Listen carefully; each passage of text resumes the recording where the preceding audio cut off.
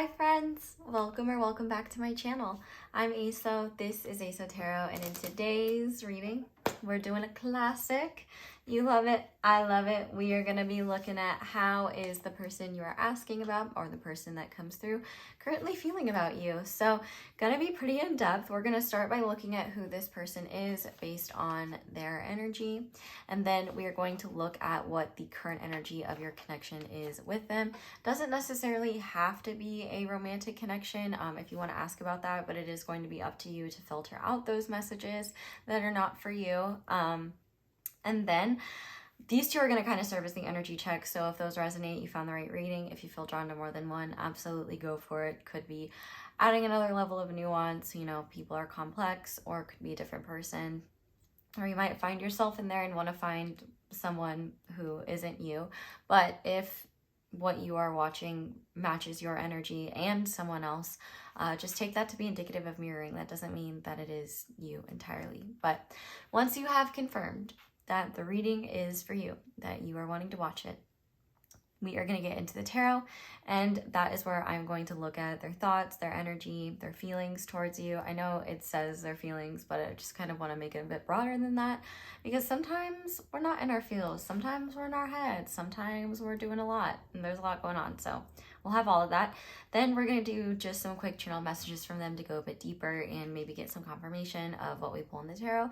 And then I will finish off with some final guidance. So bang, bang, boom. Gonna be probably not going to be delivered in a bing, bang, boom way, but I mean, at least it's laid out in a way that it seems like it could be. Okay, so we have 4 different groups for you guys to choose from today. So starting with group number 1, we have this Charoite palm stone, and it is sitting on top of the Anime Tarot.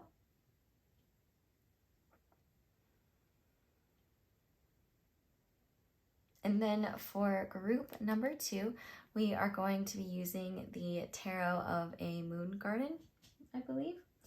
And this rainbow amethyst on top.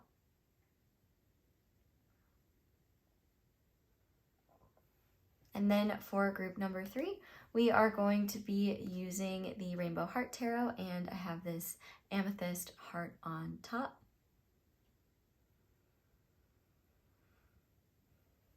And then finally, for group number 4, we are going to be using the Oriens Animal Tarot, and I have this Super 7 crystal on top. So go ahead and pause the video if you need to decide which pile you feel most drawn to. It is absolutely okay to be drawn to more than one, and hopefully the energy checks will be useful enough to give you insight as to whether the reading is for you or not. Per usual, if someone comes in that is not a healthy person, not a good influence in your life, or somebody that harmed you in abusive ways, please don't watch that video. I don't think that is healthy or useful, and I deliberately don't channel energies like that. But I can see how those energies can sometimes fit people like that. So if that comes through, don't feel like you're obligated to watch a message around that, even if it resonates.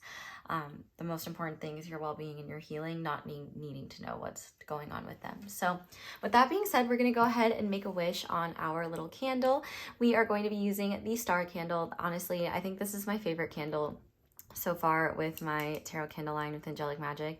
It's been a hot minute since we've done a candle. So intro squad, my question for you today is, what candle do you want to see from me? Is there a particular tarot energy that you're wanting? I've really been thinking about the Chariot a lot, but I kind of wanted to hear from you guys if there was a specific candle you're interested in, or if candles aren't your thing or you don't really have any particular insight. Of the major arcana, what is the energy that calls you the most, and why? Or what is your favorite card, or what card are you resonating with at this time? I'm trying to think what card that is for me right now, but I honestly have to say, I would say honestly the card that I resonate the most with right now is the Moon, but like not in a bad way, but in more so of a like, ooh, like I'm following the mysteries and like kind of excited to see where they lead, and like feeling really grateful for the mystery, and for just like how life continues to unfold, and how like the intelligent wisdom of my own intuition, and how it just like I don't really need to know what's going on entirely in order to move effectively and then find out later, oh, I made the right moves there. That's great. That's awesome. So yeah, I would love to hear from you guys what's going on with you. Thank you guys so much for just always sharing and being so kind and being so authentic. Like I especially if you have the same profile picture, or if I remember you're at, like, if you comment more often, I will like keep up and remember that stuff to the best of my ability. So it's always really exciting when I get to see like actual updates in your guys' lives and see how things are changing. So thank you for sharing that with me and with this wonderful community, and for being a part of the reason why this community is wonderful. So we're making a wish on the star candle today, and with this candle comes a custom star crystal and a mini tarot card. So we will see what the mini tarot card is for our mini reading. Wow, okay, this is the second time the Four of Pentacles has come out, and I never usually take these in reverse, but I'm taking this one in reverse. So we're gonna interpret that in a second, but it looks like we have turquoise. This is definitely not turquoise. This is definitely dyed halite, I'm assuming, because real turquoise is like expensive. And if you see turquoise that looks like this, it's typically halite that's dyed. Halite is great. I love halite. It's a very calming stone. But yeah, people will often call this turquoise. It is a turquoise color because it was dyed to look that way. Anyway, if you want to go ahead and pause the video to just like focus your intentions and what you're wishing for, feel free to do so. But I'm going to go ahead and light this bad boy.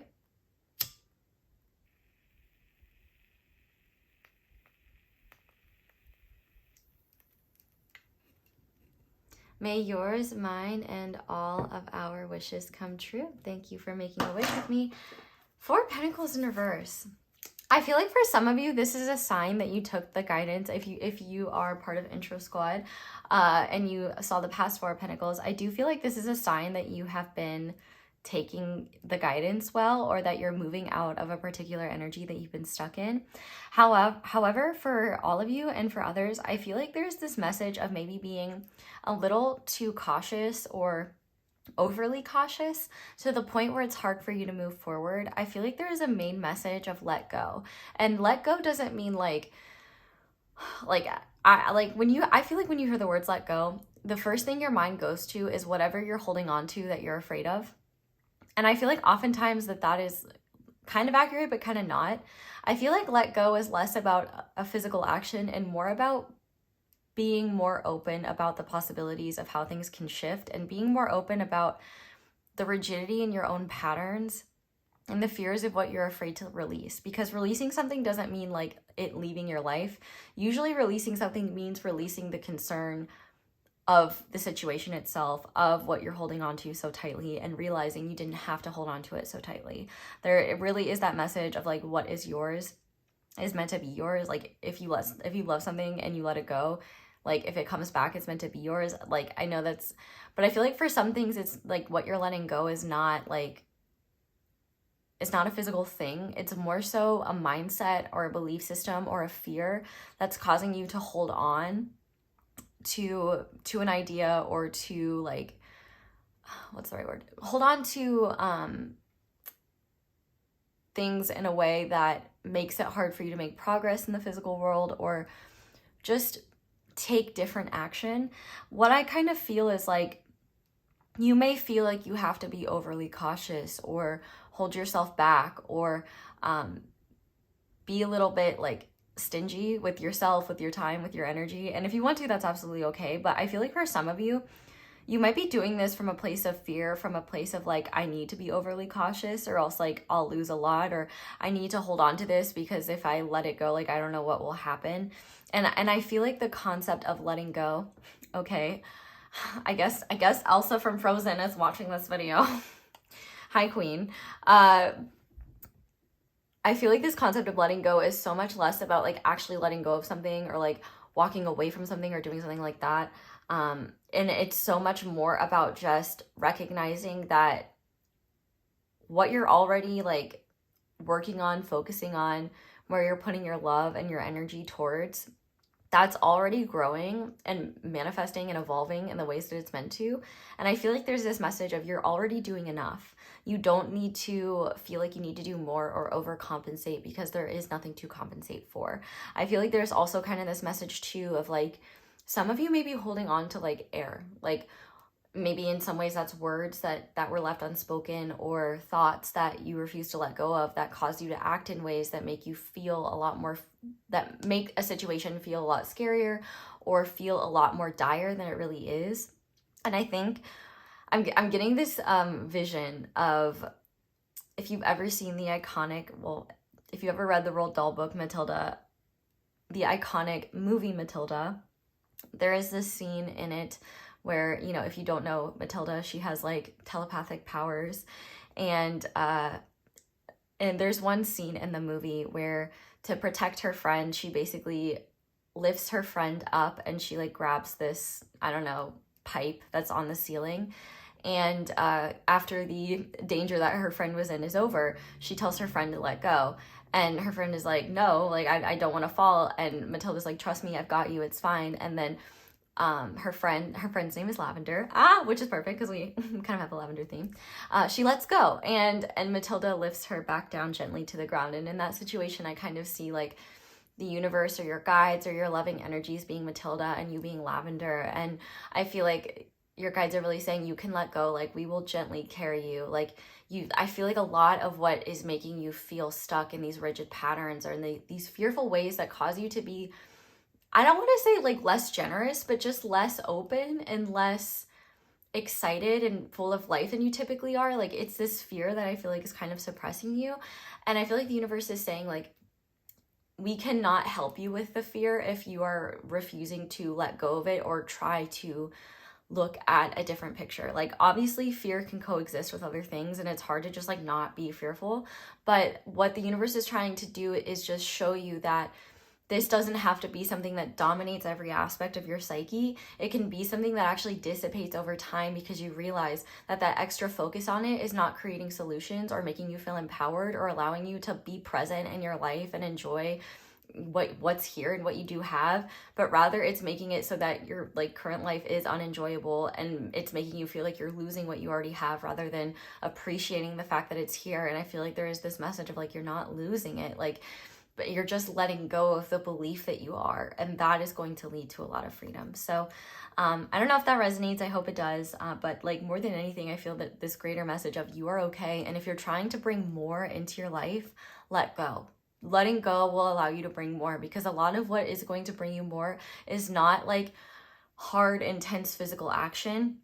It's rather excitement, passion, curiosity, openness, and serendipity. So, and these are things that are really hard to feel when you're stuck in like a very stubbornly fearful energy that is like keeping you in a response that isn't helpful for your growth. So that is my mini message for you guys. I don't know how many it really was, but I hope it was helpful nonetheless. So that being said, I'm going to go ahead now and get into the readings. Thank you guys so much for being here and for letting me read for you.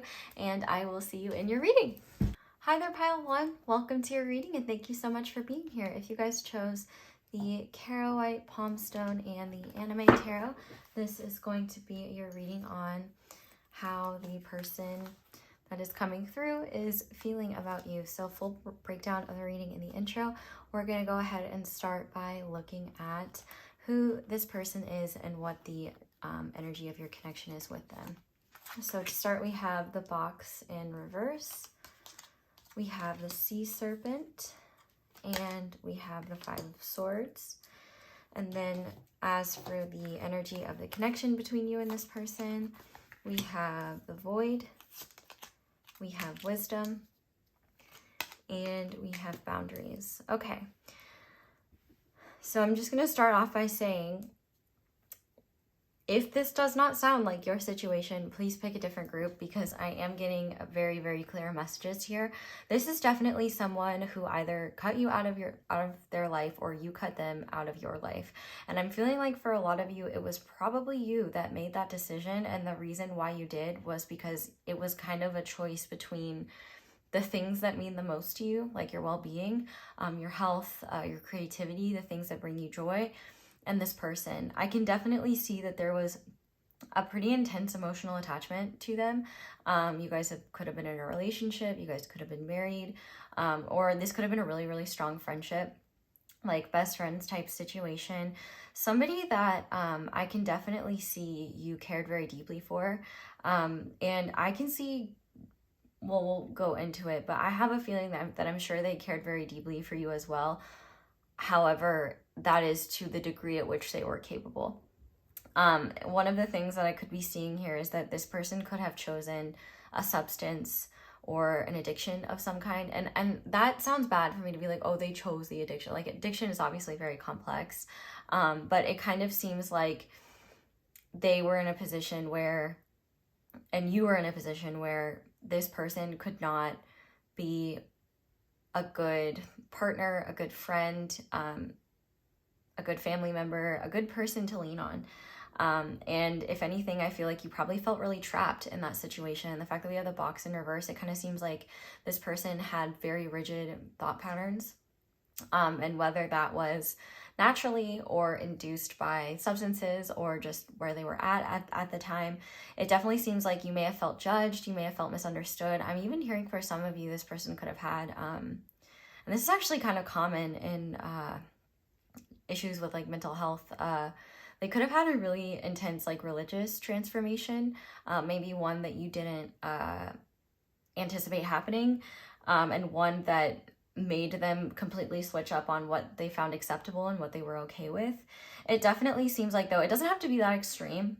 It could just be the fact that you guys had conflict and decided to take time out, or decided that you needed space, because what I see in the energy of the connection is that you're not interacting with one another.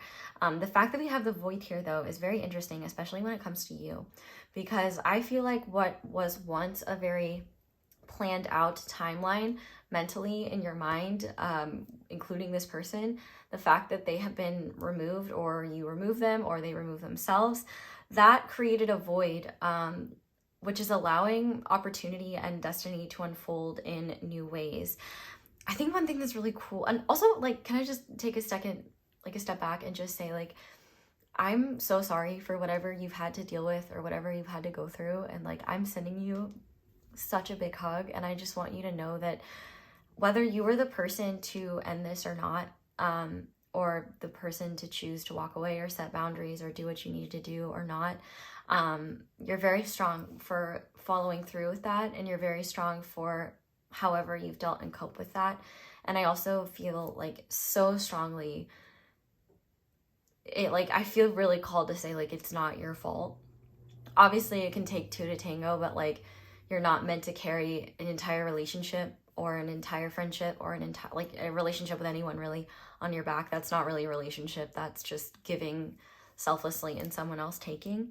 And like I said, this person doesn't have to, it didn't have to be like maybe that, even that extreme.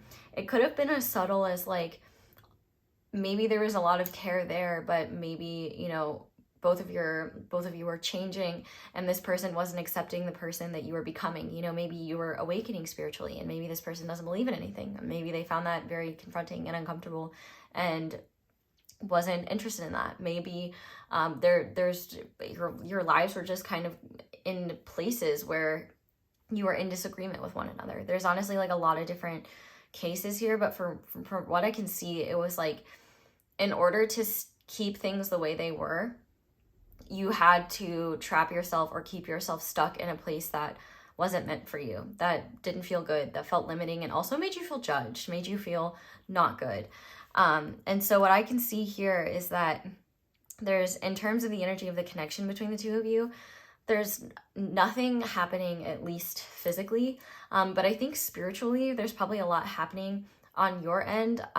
We'll look at your person, or this person, more deeply with tarot, but I do feel like for you especially, this space from them and the spaciousness that their absence has created has made room for so much of your consciousness that you didn't have before. Not that you didn't have, but just didn't have room to like tap into, is coming in very strongly. I would be willing to bet that like psychically. Even, I don't care if you don't believe in psychic abilities. I believe everybody has them to different degrees. And I believe for you, I feel like because there's so much more openness, and it's almost like it energetically, it feels like you're able to exhale, like for once. It's like when your brain's not constantly trying to protect itself, and when you're not in like a mode of protection, it's like now that you're kind of able to feel a bit more relaxed, or at the very least like move through your own process, whether it be grief, whether it be sadness, whether it be bittersweet or weirdly elation for some of you. Maybe it actually felt really good, and if that's the case, like I love that for you. Maybe you're finding that there's so much of you that you were giving away that is now coming through to you quite strongly. And I think it's so cool how like the star candle and the star in general, you know, represents things like hope, faith, and healing. It looks like it's emanating directly to you. And the fact that we also have yellow and orange here, that makes me think of the sacral and solar plexus chakras, which are responsible. This card represents the sacral chakra. So, you know, this is definitely someone that you were emotionally connected to. But, you know, the solar plexus represents your sense of self, your self-esteem.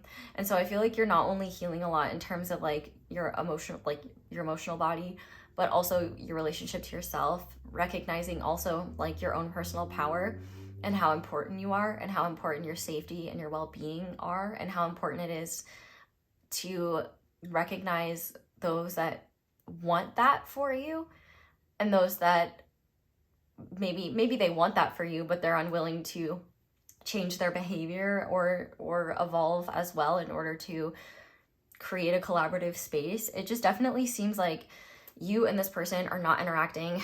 You could have blocked them on social media, or they could have blocked you. Definitely, it kind of seems like you guys are in two separate worlds right now, not interacting with one another. There is a void where there used to be a connection. And if anything, I feel like you are gaining a lot of wisdom. I would be willing to bet that this person is too. What that wisdom is, I think we'll kind of just have to start looking at it. But overall, it just definitely seems like they and you are processing this breakup, this separation, this whatever it may be, this loss of the connection separately. And as I cut the deck, we've got death, so I need to actually be careful, because I once again got a video. It wasn't completely demonetized, but like it was limited, and I'm like, I literally don't even know what I did. I don't even know what I did. I honestly at this point, I think YouTube is just like mad because I'm too hot and sexy, and so they're just like, meh. That's the only thing I can come to, especially because they won't tell me, so that's fun. Anyway. Thank you so much for being here while I'm shuffling your cards. And if you want to, if you end up enjoying this reading, if you want to support me, thank you for just leaving a like, subscribing, commenting, letting the ads play in the background. All of that is super helpful, and those are really awesome ways to support me. And they're free for you, but powerful for me. So thank you very much to everyone who does that and just is a part of this little community, and thank you for existing. Okay, so we're just gonna go ahead now and look at this person's energy. If for some of you, if you are like, I don't want to hear about this person's energy, completely understand if you want to click off now, or maybe check out a different group for another energy, but we're gonna go ahead and start. So the person coming through for pile one, what is this person's energy, feelings, thoughts towards group one, please? Okay, we have the Nine of Cups. We have the Page of Swords and the Three of Wands.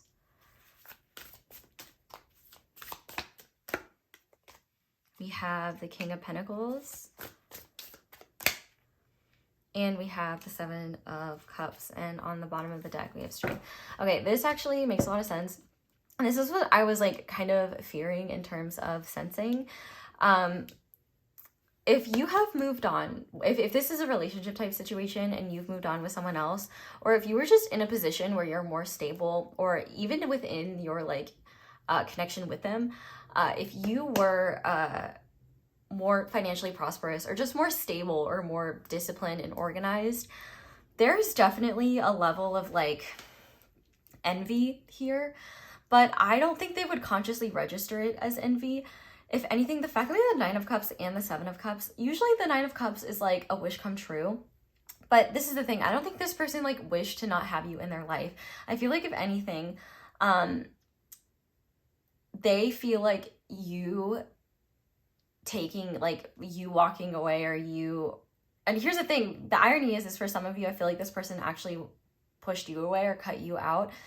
This really makes me feel like a self-fulfilling prophecy, where someone who is like afraid of losing, like this person was afraid of losing you, and because they were so afraid of losing you, like they would do things like selfish things or petty things, or, you know, be like very like domineering of your time and energy, and like want all of that. And it was like never enough to reassure them. Like it seems like they didn't trust you, and deep down they believed. And like that makes me really sad, but I do believe it comes from a place of woundedness, that I believe that they believe that you always wanted to get away from them. And it's like, well, yeah, Pile 1 probably did, because you probably made it intolerable or impossible to be in a relationship with them. With the Nine of Cups here, though, I feel like for some of you, if this person is more evolved, I feel like they hope they have enough of a connection to their heart to still recognize that they want the best for you, and they hope that wherever you are now, you're happy. But also, this person, I feel like for some of you might have delusions of grandeur, and there's somebody who can really convince themselves, like this is somebody who's kind of all talk, no action. So this person could have even been the one to sever things because they had some sort of like ambition or some sort of dream. And so I feel like for some of you, they could be like not necessarily regretting that. I don't think they have regrets for whatever has happened. I feel like this is someone that doesn't like to look back. They like to look forward. And the interesting thing here is with this Strength card being on the bottom of the deck, I feel like you were difficult to have in their life because you weren't controllable. And I also feel like their ego is very strong, and they're the type of person to not admit like if they're wrong, or that if they're the problem or anything like that. And I feel like for some of you that could have been really hard, because they may be taking action that's like really damaging to themselves. I feel like there is on a deeper level like a yearning for you. Like I feel like but the thing that I don't really like about it is the fact that it's kind of a yearning in the sense that they want to be proven right, and they kind of like want you to grovel back to them. Like they almost like they want to be in a position of power, and their mindset honestly is really petty. If you guys have mutual friends, or if they live in your community and you hear things through the grapevine, I do have a feeling that you've probably heard from other people like their recollection of events of what happened, which is probably very shocking to you because it is like very different from what actually happened. And I believe that here with the Seven of Cups. I definitely feel like they have a very powerful imagination, and have a very powerful, like, they are able to create the idea of what they believe happened. And I definitely think too that they have a bit of a stunted emotional body and mental body, where they're kind of the hero of their own story. And I feel like that actually kind of ironically kind of causes them to act like a villain sometimes. And I just definitely think that there is this level of like, oh, Pile 1 will be back, like they'll be back, you know, they'll and actually they might believe that you coming back will be once they've achieved some sort of success. Like with this King of Pentacles here, they might be like, well, I'm gonna do this big thing, and then they're gonna come crawling back to me, or they're gonna wish they were sorry. And I almost feel like some of them could be doing that partially from the motivation of like wanting to be, you know, wanting to fit their idea of like grandness, but then also it's like they almost want to prove to themselves that your reason for engaging with them is not because of just who they are as a person, but it's because of something that they would have. Like they, like for example, if this person was insecure about people that they perceived as like above them or better than them, they might have like created arguments over that, because they would be like, oh, you were interested in them, or you were flirting with them, when maybe literally you were just like talking and being a polite person. And so I feel like they're almost like, I need to just be on their level or be better than them. And then then it won't be a problem. Because I do kind of feel like for some of you, there is a bit of like obsessive energy, especially if you were the one to sever ties or walk away, or if they walked away from you and they tried to like go back on that. I definitely feel like you were probably like, no, I think that this is better. Like, let's not, I'm not interested. And I feel like that really bruised their ego. And it also is something where they're like, I didn't even want to anyway. It's like that quintessential energy of like when this is a canon event in a lot of people's lives who date men. A man might express interest in you, not just a man, but like anyone. A person expresses interest in you and you don't share that, and they're like, why was I interested in you anyway? You're ugly. And it's just like okay, like, all right. And I get that kind of vibe from them, where it's like they cannot accept rejection and they cannot accept defeat. But ironically, they spend a lot more time focused on other people than they are their own endeavors. And I think that this person has like a deeply unstable life and a deeply unstable inner world. And it's kind of, I wouldn't say it's hard to channel because I'm not like sitting in their energy. I'm observing from the outside. There's just a lot going on. And I actually think if this is a person that does like a lot of different substances, like the energies that they are in at different point, like they have different realizations and different energies about you and around you at different points, and they can fluctuate literally within the span of a couple hours. So like in the morning, they could literally be like, oh, I don't care, like screw pile one, like I don't ever need to talk to them, like they're not relevant to me, like I'm gonna be their biggest regret, I'm the one that got away, like whatever. And then by like noon, they're like 4 daiquiris in, and they're like, what if I lost the love of my life? Like I'm like, and they're like, you know, I don't know, maybe daiquiris are significant. It's definitely like this thing where they cycle through a lot of different emotions and energies, and that's probably something that you felt. Like maybe I'm hearing the word whiplash, like it may have felt like 1 minute like everything is great, and then the next minute you are being like iced out by them and they're punishing you for something you did, but like you don't even know what that is, you don't know why. Like I definitely felt like you were probably on your toes all the time, walking on eggshells, felt like you couldn't relax. And I definitely think honestly like they have a lot of like fantasies and delusions about how they see the future, and I would be willing to bet that their psyche is really loud, and like just their energy is really loud. And if you're more energetically sensitive, I would be willing to bet that it would be really hard to hear yourself. It's almost like their ideas, their intentions, their motivations when you were with them kind of drowned out your own. And I would be willing to bet it probably took a lot of time for you to be able to like start to sever. You know, if you've done any sort of cord cutting rituals or things like that, I want you to know that they worked. Like this sea serpent card is telling me that they worked. But I would definitely be willing to bet that there's a lot of times of like clarity now for you where like you have this realization about something that they, you know, weren't supportive of or told you was wrong or told you was bad, and then you do it and you're like, oh my gosh, like they were wrong. Like, oh, like this was a personal problem. Like maybe they were feeling jealous or insecure or just like didn't want to see you shine. And that's kind of the irony here, is like this void energy is what's allowing you to shine again and to be the star in all the spaciousness. The star, literally. Okay. That got me excited. But definitely I feel like if this person has like any money or power themselves, it's never enough. And it definitely seems like it's something where they're always scheming and always like up to something, like they always want more. And for others of you, they may not really have much success because they can't stick to something, but they see themselves as like being of the caliber of other successful people, and that they're just waiting for their break, or they're just waiting for their opportunity. But I feel like they spend a lot more time talking about it than they do like actually taking action and moving forward, or they may take credit for other people's successes.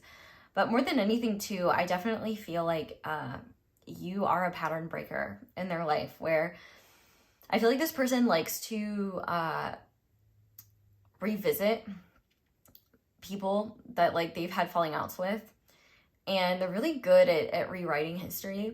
And I feel like with you, you have not allowed them to, I guess, manipulate you in the same ways that they have other people. And that is challenging for them. That is something that's actually helping them shift. And I think the thing is too, is like, while this person is not necessarily gaining wisdom, they are being forced to look at their behavior in ways that force them to look at truth rather than what they think is real. And I feel like that's really uncomfortable. And I feel like that could be actually pushing them to buy into their own like delusions or beliefs more deeply. And I think there's kind of like just this beautiful truth here that like you have essentially protected yourself from whatever self-destructive energies, malicious energies, vindictive energies this person has. And I definitely think like this person, like, I feel like deep down really wants the best for you, but they want to be the best. Like they want to be that. And I feel like this person knows that they want what they want when they want it. And to be the best for you would also mean like not being self-centered and not being focused on themselves all the time. And so I definitely feel like it's weird, like their heart and their ego get like mixed up a lot. And I think that they don't even really know what they want. But I also think that they kind of distract themselves from what they want, and that just creates a lot of uncertainty. But on a higher self level, their higher self is definitely like wants the absolute best for you and would absolutely like be in favor of you being in the environment that you need to thrive and being around people that will help you do that over, you know, be with someone that is just going to suck the soul out of you, to put it bluntly. I definitely think like this person wasn't necessarily like, I don't like the idea of people being lessons, but I definitely think that this is an opportunity for you to recognize like how much you can truly trust yourself and how much like your own nervous system and your body were communicating to you, and how the challenging nature of learning to trust that over someone else's words, especially when they're particularly convincing. I feel like this person can be very cutting with their words. Like they know how to say things that really, really hurt and really sting. And I feel really called to say like the things that they told you were not true. Like they were not true. They may have mirrored the fears that you have. That's why they said them.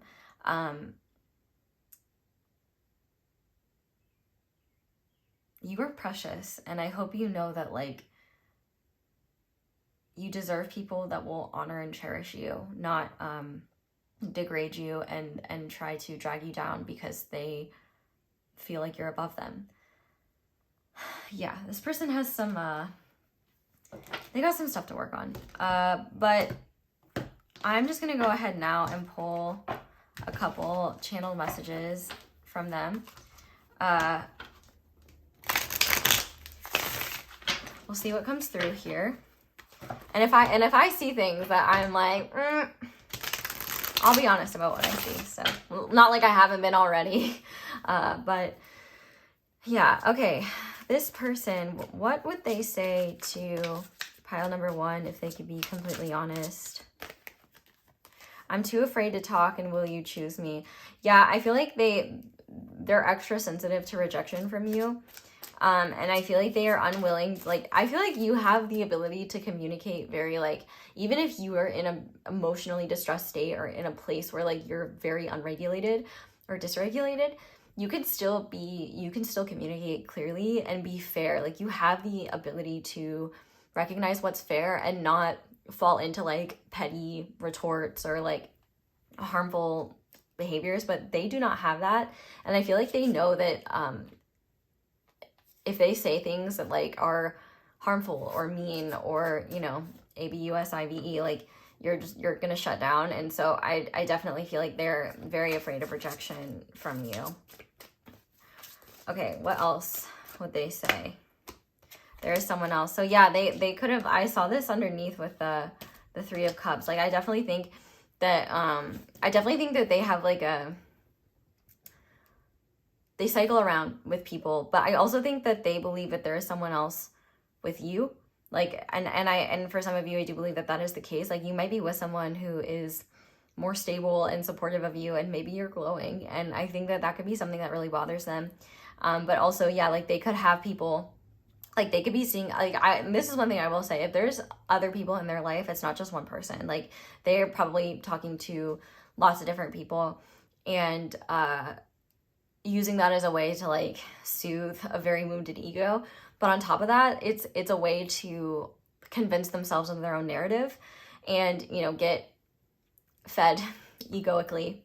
I'm sure some of you could bring in some psychological diagnoses here. I am not qualified to do that, and I will not do that because it's not appropriate. But and I'm not encouraging you to call them out because I don't think it's necessary. But if the shoe fits and it fits for you, I mean, take it as confirmation. There we go. Yeah, ego. Like, there's a lot of ego here, and I feel like they would rather go down with a sinking ship than admit that they need help or admit that they need to change, because, like, their own because that would mean, like, having to admit something wrong with them. Is there anything else? No, there is nothing else. But they do wonder if you think about them too. That was very clear.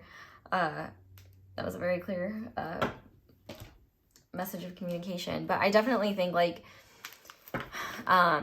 if you ever wonder, like, is there anything I could have done differently? Like, and if you, like, replay, like, actions that you took that you're like, oh, I wish I wouldn't have done that. I wish I would have done that differently. Like, I really hope that you can be at peace with those.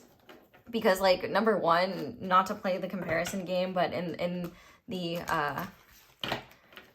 however you behaved in the spectrum, like, compared to this other person, like, it's like night and day. Like, I'm hearing, like, reactive ABUSE.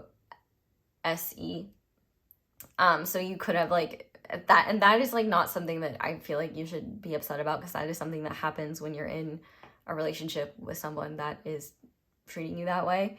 I feel like there's just like I feel like the universe is just really asking you to, like, forgive yourself for doing what you could to, like, cope through this situation. But we're gonna go ahead and finish this reading off with some final guidance for you. So, Spirit, what guidance do you have for pile one? Whether it's about this person or in general, what would you like pile one to know?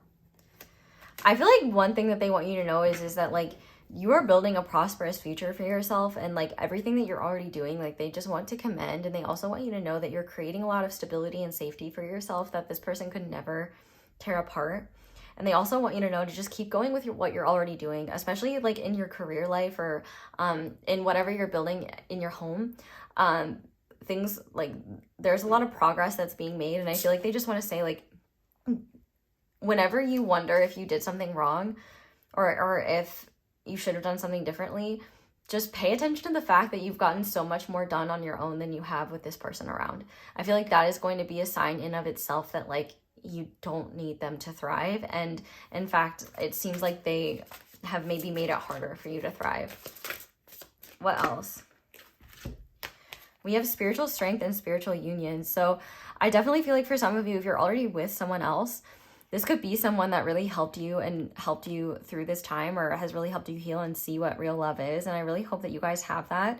But if you don't have that in your life currently, and you're like, I don't know if I can trust myself to, like, be in a relationship or to trust anyone or be close to anyone, I feel like Spirit is really saying, like, it may take time for you to recover.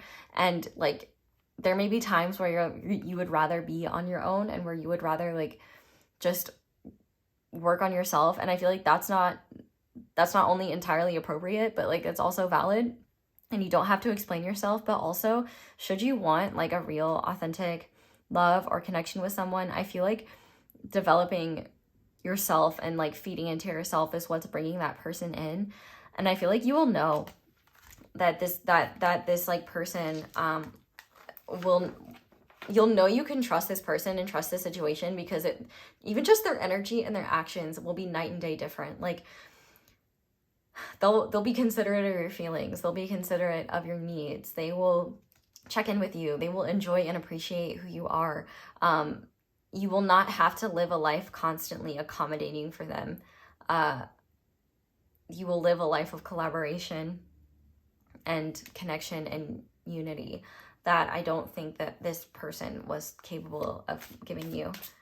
And finally, we have the Seven of Cups and the Seven of Wands on the back of the deck, stand your ground. So I feel like, if anything, with the Seven of Cups being here, I don't really like that it says choose wisely. I feel like you already are, like with this wisdom here. I feel like, if anything, I would encourage you to have more conviction in your choices. And if this person is still in the back of your mind when you make those decisions, recognize that for what it is. And what it may be for you may be different, but I feel like for a lot of you, it's just the remnants of a very harmful and controlling situation being habitual, and recognizing that that doesn't have to be for you. And I love that we have positive movement forward here and this third eye underneath, because like, you have a powerful intuition. You have a powerful ability to stand up and stand true and stand tall, and you're already doing that, but you're going to continue doing that. And I feel like this is a process of liberation for you that's going to be really powerful, and I feel like it already has been, but Spirit also wants you to know, like, you're not going to be denied anything that your heart needs, anything that your heart wants. It may take time for you to like physically get there, but it's already like on its way. It's already in the process, and I feel like you should just know that you've done so much on your own. Like, you deserve someone who is as magnificent as you and as capable as you to share that reality with, and just know that that is happening. And if you're like, I don't even want to hear about that, I'm not even interested, that's totally fine. That's totally valid. You do you, but you did click on a feelings video, and you did watch it all the way through. So there is something to be said there, that maybe it's something you just put down for a while, and if you feel called to pick it up, maybe that will be, maybe that call will come to you in time, or maybe you'll just leave it up to the universe. Whatever it is, though, I do know that you can trust yourself to make good decisions, and you can trust yourself to keep those boundaries firm, because you've already come this far and you've already done so much. And and one day you're gonna look back on this and probably be really sad for the version of you that thought you deserve that behavior, but be really grateful for how you carried yourself through it, and be grateful for like how incredible of a person you are to be able to take wisdom from that and create a life that you always wanted to create, that you even wanted to create then, and realize that like there are people out there who will want to build that with you and will cheer you on rather than try to tear you down. And I'm one of those people. I'm cheering you on, pile one. And you know, if you want to talk about any accomplishments that you've had, or just your healing process, I'm sure there are other people that would really love to hear that and would really appreciate that as well. But that is where I'm going to leave this reading. So thank you guys so much for watching, and thank you so much for letting my ads play in the background. That is one of the simplest and easiest ways to support me, so thank you to everyone who does that. But if you'd like to support me in other ways, you can like this video, you can comment down below, let me know how it resonates. You can subscribe if you haven't already, and click that little notification bell to be notified whenever I upload a new reading. You can check out my social media, you can check out my merch, you can check out my candles, you can check out my other videos, ones with extendeds. But that's all I have for you guys. So thank you so much for watching and for letting me read for you. I love you guys so much. I hope you all have a wonderful day or night whenever it is that you're watching this video, and I hope you'll come back and see me again soon. Bye. Hi there, Pile 2. Welcome to your reading, and thank you so much for being here. If you guys chose the Tarot of the Moon Garden and this rainbow amethyst, I hope you can see the little rainbows in it. This is going to be your reading. Should I put her here? I feel like I should. That probably shows off her rainbows more. So if you'd like a full breakdown of the reading, there is one in the intro, but we are just gonna go ahead and start by looking at who this person is and what the energy of the connection you have with them is at this time. So starting with who this is, or who dis, we have the Bridge, we have the Phoenix, and we have the Queen of Cups. And then in terms of the energy of the connection that you have with them, we have Reddening, we have Evolve, and we have Move On. Okay. I really like this energy, and I will not be shocked if you find, if you feel some mirroring energy here where you might be like, this kind of sounds like me. But I will say, it seems like whoever this person is, it's like you guys are two sides of the same coin. There's like a lot of core energies that are the same, and I feel like your intentions are the same, but in terms of how you both manifest physically who you are, that might be quite different. The fact that we have the bridge here and the Queen of Cups and the Phoenix here tells me that this is somebody who, despite the differences you have with them, is somebody who is very open to connecting with you.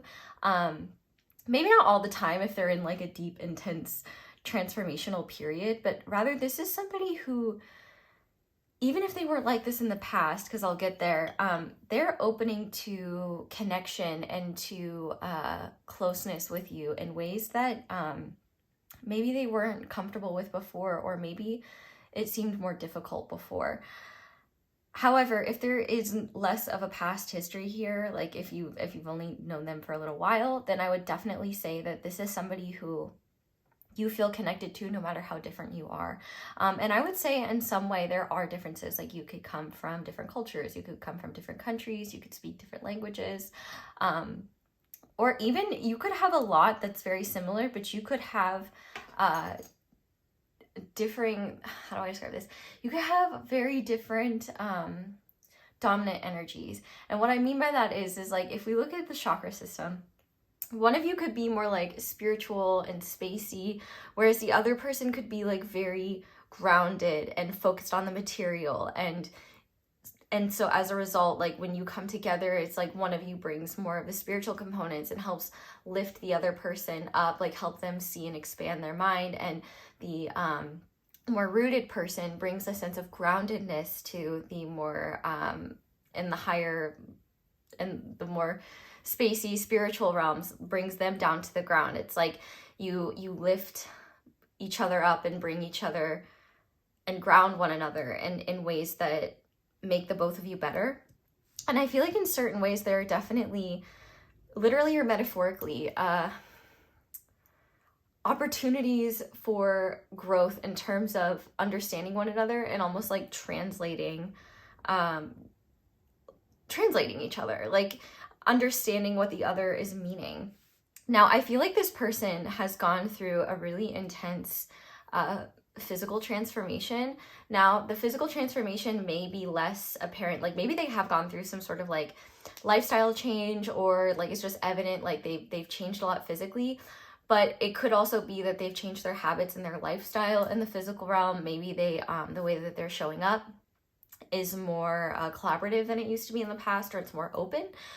If there is a past energy, if there's a past experience here, they're definitely somebody who, like, even if you would say you're primarily the more psychic one, or like if that interpretation of like one of you being maybe more grounded and the other one of you being more spiritual, it's like one of you is hanging out in the lower chakras more, the other's hanging out in the higher chakras more. This person still is very intuitive as well. And the one thing that I see here with the Queen of Cups is that no matter what has gone down between the two of you, you guys have always had kind of loyal hearts to one another. And there's always been like weird psychic experiences around this person, like maybe intense dreams or weird signs. One thing that I definitely see here is that if you have known this person for a period of time, they have been a profound influence on your own transformation. And I think they would probably say the same thing. And one of the cool things when we talk about the energy of this connection, the fact that we have reddening here, this actually talks about the heart. This talks about moving into the physical, to the heart space. And I always like to talk about, like, when it comes to the chakra system, one of the things that I really believe is that the heart chakra, the heart center, that is the bridge of it all. And like, I feel it's like the most important human energy center that we have.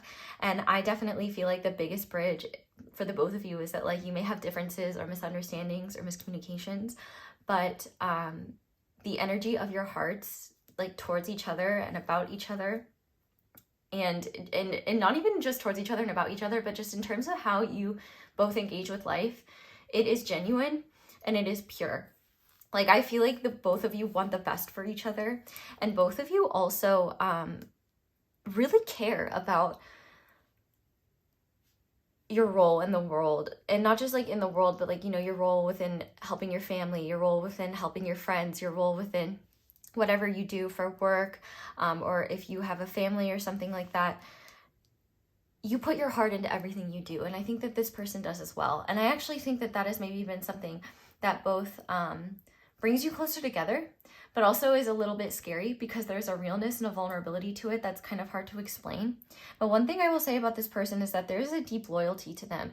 So they will not make a commitment until they know that they can follow it through, or they know 100% this is something that they want to commit to, or that they feel safe enough to commit to, or willing to open themselves up to vulnerabilities and make that sort of commitment. Now, the thing that I think is really interesting here is the fact that we have rending, evolve, and move on. I feel like if there has been a past between the two of you that has been difficult, or there have just been like right person, wrong time, or like just experiences where it's like both of you wanted to come together, but it's like the circumstances weren't right to make things land. Like I'm almost seeing like a plane that's trying to land and then having to like go back up and circle the airport because like it's not clear for landing yet. And it's actually funny because this evolve is kind of like in a circle. I feel like the both of you are moving on from a past where things between the two of you maybe created unnecessary misunderstandings. The one thing I will say is like there's a difference between like if you had a past with this person, the one thing I will say is that if there were any events that were maybe less than desirable or unwanted, at the core of them, the way that you'll know that this reading is for you is that there was never any intentional like vindictiveness or maliciousness or desire to cause harm by either of you. I feel like whatever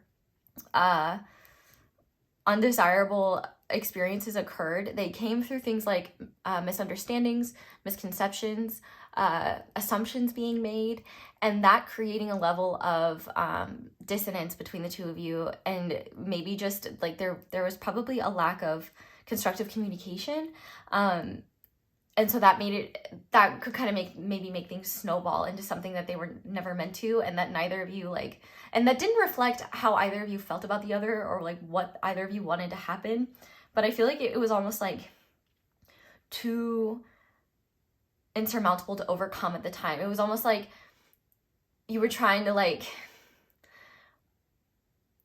read what their truth is, but it was like hieroglyphics, and you don't know hieroglyphics. I don't know hieroglyphics, so I couldn't be helpful with that either. But it's just almost like you've learned each other's languages more, and I think that there's been a bit of an understanding of like, I feel like your intentions towards each other have always been good. Like there's never been any intention to cause harm or pain to one another. But, you know, you guys could have been separated by distances. You could have been separated by circumstances outside of your control. Or you could even have been separated by your own disconnection from yourselves, where, you know, the feelings that may have been there just weren't enough, or weren't, maybe not that they weren't enough, but just like the factors outside of the feelings, like what's happening in your physical realities, you know, emotional wounds, or just like emotional fears that you both may have been experiencing, mental blockages, or mental distortions that created misunderstandings and fear of addressing things. I feel like all of that compiled and built up in ways that maybe made it really challenging to connect more. However, if this is a newer person, someone that you're meeting more recently, I definitely think that this is someone that you have met after a pretty intense time of transformation, and I bet that they would say the same, that they have been through that as well. I feel like both of you have huge hearts, and both of you as well are like people that are pretty empathic. I would say you both have high levels of empathy, and as a result, I think that both of you have had to do a lot of learning in terms of unbinding yourselves from beliefs around culpability in events that were never your fault, belief systems around what is your responsibility and what isn't, and also learning how to acknowledge what your heart is telling you, and learning how to acknowledge the fact that your heart is a powerful organ, a powerful energy source, and that's not a thing to be ashamed of. That's actually, it can be something very empowering when you know how to use it in constructive ways and know how to understand it. And I feel like for both of you, when it comes to the energy of this connection, you both are growing beyond the past. And I think for both of you, there's kind of this understanding of like, it's almost like you guys are going from like ego to spirit, where like maybe in the past you were stopped by your own fears. Because let's be real, like ego is not just like being egotistical. I mean, maybe that could have been occurring here, but the ego is just a tool that the body and mind use to protect itself. It's trying to keep you safe, just in ways that are less than productive. And so I definitely think for both of you, there's been this kind of evolution and realization of like, oh, what's happened in the past is not it's in the past. I feel like there's this recognition of like, we can move forward from that. But if this is a newer person or someone you don't have history with, I would definitely say that both of you have been through the ringer a bit when it comes to romantic experiences or experiences with situationships or just like physical connections. And it's definitely done a bit of a number on you. And I think that both of you, because you have really big, really sensitive hearts, it's taken some time for both of you to feel open and safe to open it up again, you know, because it's obviously, it's hard to do that when it doesn't work out well or it ends up being really painful. But I definitely think for the both of you, you could actually already be with this person, and maybe you've just reached the next step in your relation's evolution where you guys are just growing more deeply in love with each other or acknowledging the feelings that you guys have in your hearts.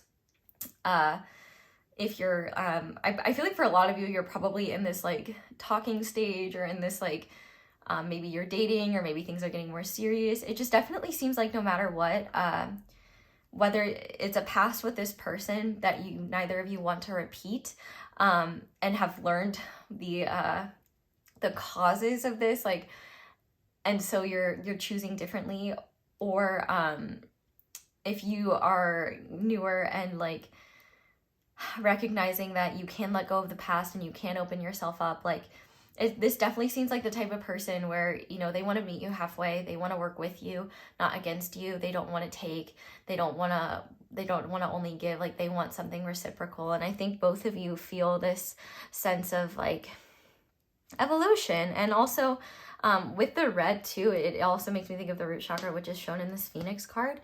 And so I feel like there is a deepening of your roots together and a knowingness of like, if there was any past experiences between the two of you that were less than desirable, it's like, okay, like these are human misunderstandings. These are just, you know, things that happen in relationships. And I think there was like maybe just added pressure because the intensity of what you felt for one another maybe didn't logically match the time frame in which you had known each other. And so maybe like the intensity didn't really make sense to either of you, or it was something where it created a lot of doubt and confusion.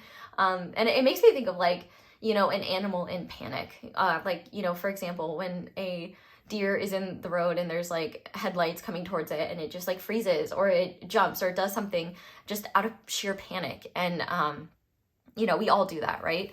Not just animals. Well, I guess we are animals.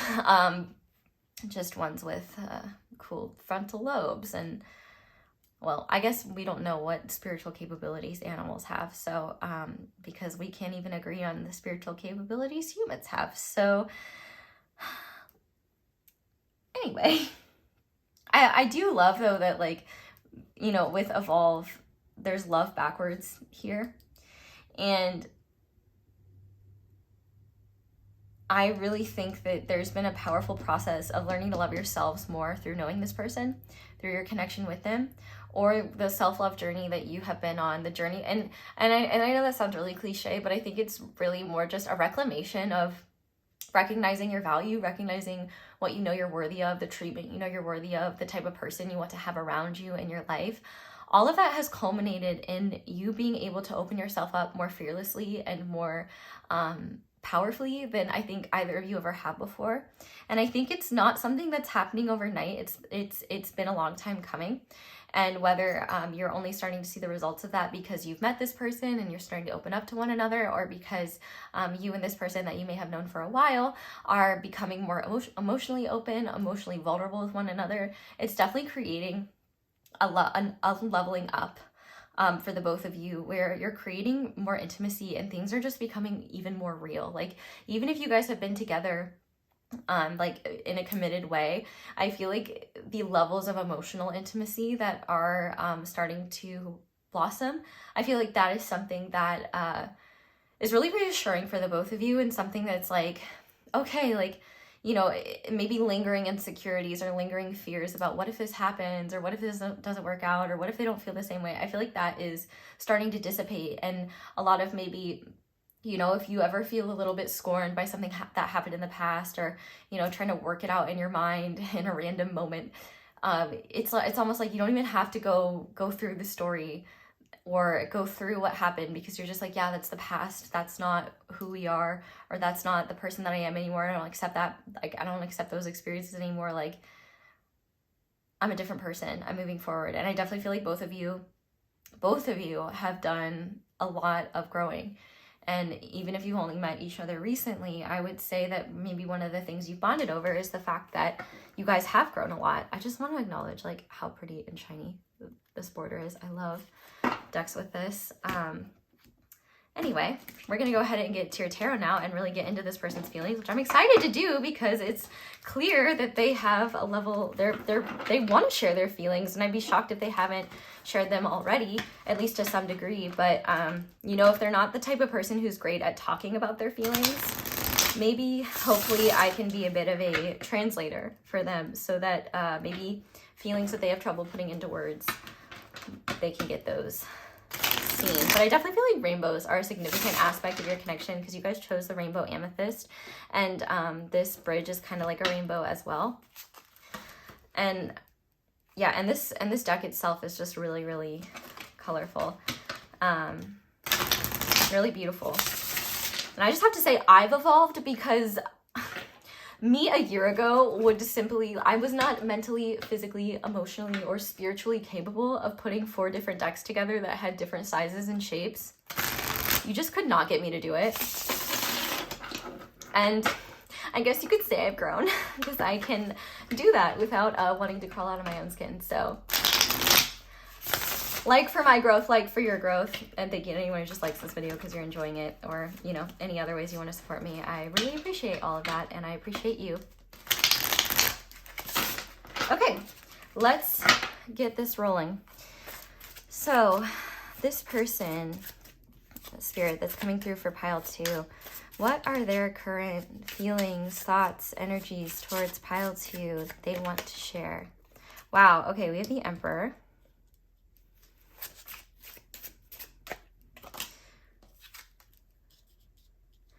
Okay, I don't know if you guys watch The Simpsons, or like if The Simpsons has any significance, but like I've seen like I've had multiple Simpsons references like rolling through my head. I think actually 2 of them are from season 10. Okay, I watched Simpsons for a lot of my young child life, so I kind of have a disgusting level of ability to know like what season some of the earlier episodes are in, but this is not super early. I think they're like season 10. There's one episode called Wild Barts Can't Be Broken, and there's like this horror movie in it where like the kids basically are like psychic and they can read the adults, and it's called The Bloodening. And so I was like thinking of that when I was seeing Reddening. I was like, oh, The Bloodening. And then with the Emperor, I was thinking of the Simpsons episode where they go to Japan, and Homer you know, goes into a sumo wrestling basically overtakes a sumo wrestling event, and the Emperor goes to congratulate him, and I'm pretty sure he says, yeah, well, I'm Emperor Klobosaurus, and then he throws the Emperor in a bin of used sumo wrestling thongs. I don't know what they're called, but you know what, early Simpsons, really good, and you should check it out if you haven't. Very important. Okay, let's keep going though.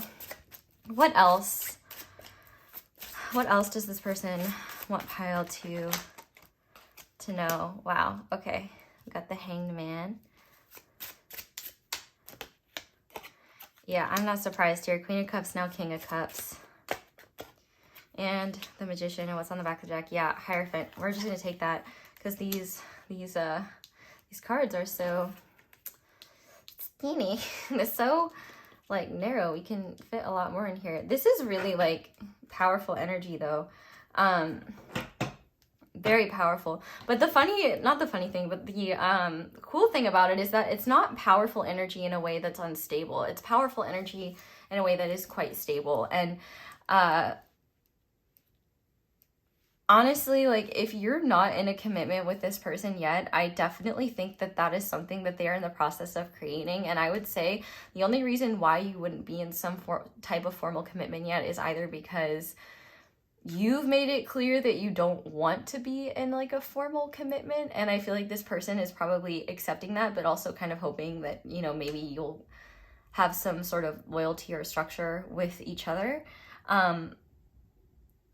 You are a huge inspiration to them.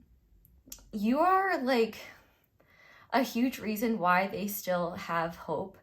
The fact that we have the Two of Pentacles here, they could be struggling, not necessarily struggling financially, but really just having to keep things going right now. It seems like, and you might consciously know this, they may not be able to like give you as much time and energy as they'd like to. And I don't feel like that's because they don't want to. I feel like if anything, it's almost like part of the reason why they are working so hard is because they want to spend more time with you. But there's also this sense of like, they really love the fact that, okay, wow, this is really real. A lot of people in their life take from them. And this is something that they're not saying is like, oh, like people take from me, it sucks. I mean, maybe like a little tiny bit, but they would never admit that. There's definitely like they carry it with a bit of pride in the sense of that, like, I think they like being needed by other people, which I think is something that they are kind of working through. And maybe if you have a past history with this person, one of the things that they really struggled with was the fact that you didn't need them. And I think that if they had been in your psyche, they might have realized that maybe there was a bit more desire there than they realized. Maybe at one point you thought you needed them. And I think that was actually something that was like very scary for them, because with people that need them, there's kind of this assurance of like, oh, they won't abandon me, or like, oh, I have some sense of control within this. And I feel like this person is even acknowledging that they have been a bit controlling, like, but I don't think this is in ways in terms of like controlling of you, but I think controlling of their emotional responses. Because I feel like the fact that we have the King of Cups here, this person has evolved a lot in terms of their emotional maturity, either coming up to meeting you or in the time that they've known you, and their feelings for you run very deep. And the interesting thing about it is like, I feel like I'm thinking of you know, how like when you go deeper into the ocean, for example, the pressure of the water gets more intense. And I almost feel like they were like, in terms of if you could make their feelings like a physical metaphor, at one point they literally thought they would implode under the pressure of their feelings for you, and they have learned to adapt to that sort of pressure and realize that it's not something that they need to resist. Actually, it's something that can liberate them. I definitely feel like they're trying to find balance, because you take up a significant part of their life. I mean, we have 1, 2, 3, 4 major arcana here. And it's not that major arcana are better, it's just that they are main idea archetypes, big energies. And considering we have so many big energies here, I feel like they are acknowledging the fact that, like, if you're not already a big part of their life, they see you as being a big part of their life. They want to make that, like, formally known and some sort of formal commitment. And I feel like if you're not there yet, they're trying to create the way to make that happen. With the Magician card being here, they know that there's something really special between the two of you. And with the Hanged Man being here, I feel like for a long time they resisted or tried to resist the pressure of the feelings that they had for you, because one of the things that they did was they put a lot of pressure on themselves, like, well, I may have these feelings, but I don't have the I'm not where I want to be in my life yet in order to be the type of person that I feel I need to be for pile 2. And with this Emperor card being here, I feel like they are gaining control of their life in a way where they're recognizing that they can allocate their time better, that they can open themselves up to more than they realized. And I feel like one liberating thing that has happened to them is that they've surrendered to, like, the pressure and intensity of their heart rather than resisting it. And that's led to a lot of emotional peace, a lot of excitement. I feel like it's moved them very deeply. And it's also, I feel like it's been the missing key for them to move forward in their life in other ways. I feel like there are certain boundaries that they've needed to set with people that they had trouble doing because they were somebody who was kind of a bleeding heart and was just willing to give to whoever. I feel like they had trouble keeping enough for themselves. But not only that, I definitely feel like as well, there's a lot of balancing in their material world where like they may have a lot of responsibilities at work and at home. They may, if you guys are like at a distance, for example, they may be working overtime or extra time just to be able to make time for you or be able to afford going to visit you or having you come visit them. I definitely think, and like even if like you would be the one coming to them, like they would want to make sure that they have like their house looks really nice, or that they have like new bed sheets and like, you know, everything looks good, and that they have like the best ingredients in the fridge. Like there's a very another Simpsons reference coming through. Actually, literally my favorite Simpsons episode out of all of them, season 8. It's called Homer's Enemy. And he is trying to impress his coworker who is not impressed with him and doesn't like him, and Homer doesn't know how to deal with that, and he invites him over essentially, and he's like making his kids be perfect. He's like telling them all be perfect, and it really reminds me of like how, because like at one point the coworker like rings the doorbell and Homer's like, oh, it's him, and his wife Marge is like, Homer, like calm down, answer the door. Like she's like, oh my gosh, like that is almost the effect you have on them, where it's like even if they seem really calm and cool and composed, well, they're definitely cool because they like The Simpsons, I would hope, they on the inside they're like, like they're nervous, they're excited, they're like, oh, I want to make a good impression. Obviously, like you're not like Frank Grimes, which is that's the coworker in that episode that he is which, and to be fair, he is a menace to Frank Grimes. Like Frank Grimes has every reason to feel the ways that he does about Homer. But this is not a trying to impress someone and win them over situation. This is a well, I mean, for them, there is a wanting to impress you and wanting to put their best foot forward. But I think they're also realizing that they don't have to, that they're enough right now, and that there's a level of patience here with you. Maybe that you've extended that to them, grace that you've extended to them that they really appreciate. Because I do think there are circumstances outside of their control that have kind of forced them to be more still than they would like. I'm noticing there's 2 runes here in the Hanged Man. We have Issa and we have Perthro, and Issa is all about like stillness. Things are not moving, and Perthro is, and I'm giving you very, very, very surface level definitions, and Perthro is a lot to do with like divination and things like that. So I feel like in these times of stillness that have happened between the 2 of you, where maybe you're not able to interact as often as you'd like or see one another as often as you'd like, there's a lot happening underneath the surface, like spiritual expansion, spiritual growth, surrender to what is. And I actually think one of the powerful things here is you will really know, like a big confirmation for this reading is if you have become, like if you are ever impatient with the unfoldment of this connection, you are so comfortable now in how things are unfolding. You don't have this sense of when. You don't worry about if, because you know it's only a matter of when.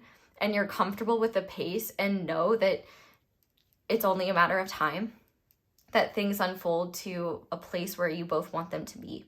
And so I feel like for this person especially, they really like feel a lot more confident in themselves and confident in their ability to be the person that they want to be with you now.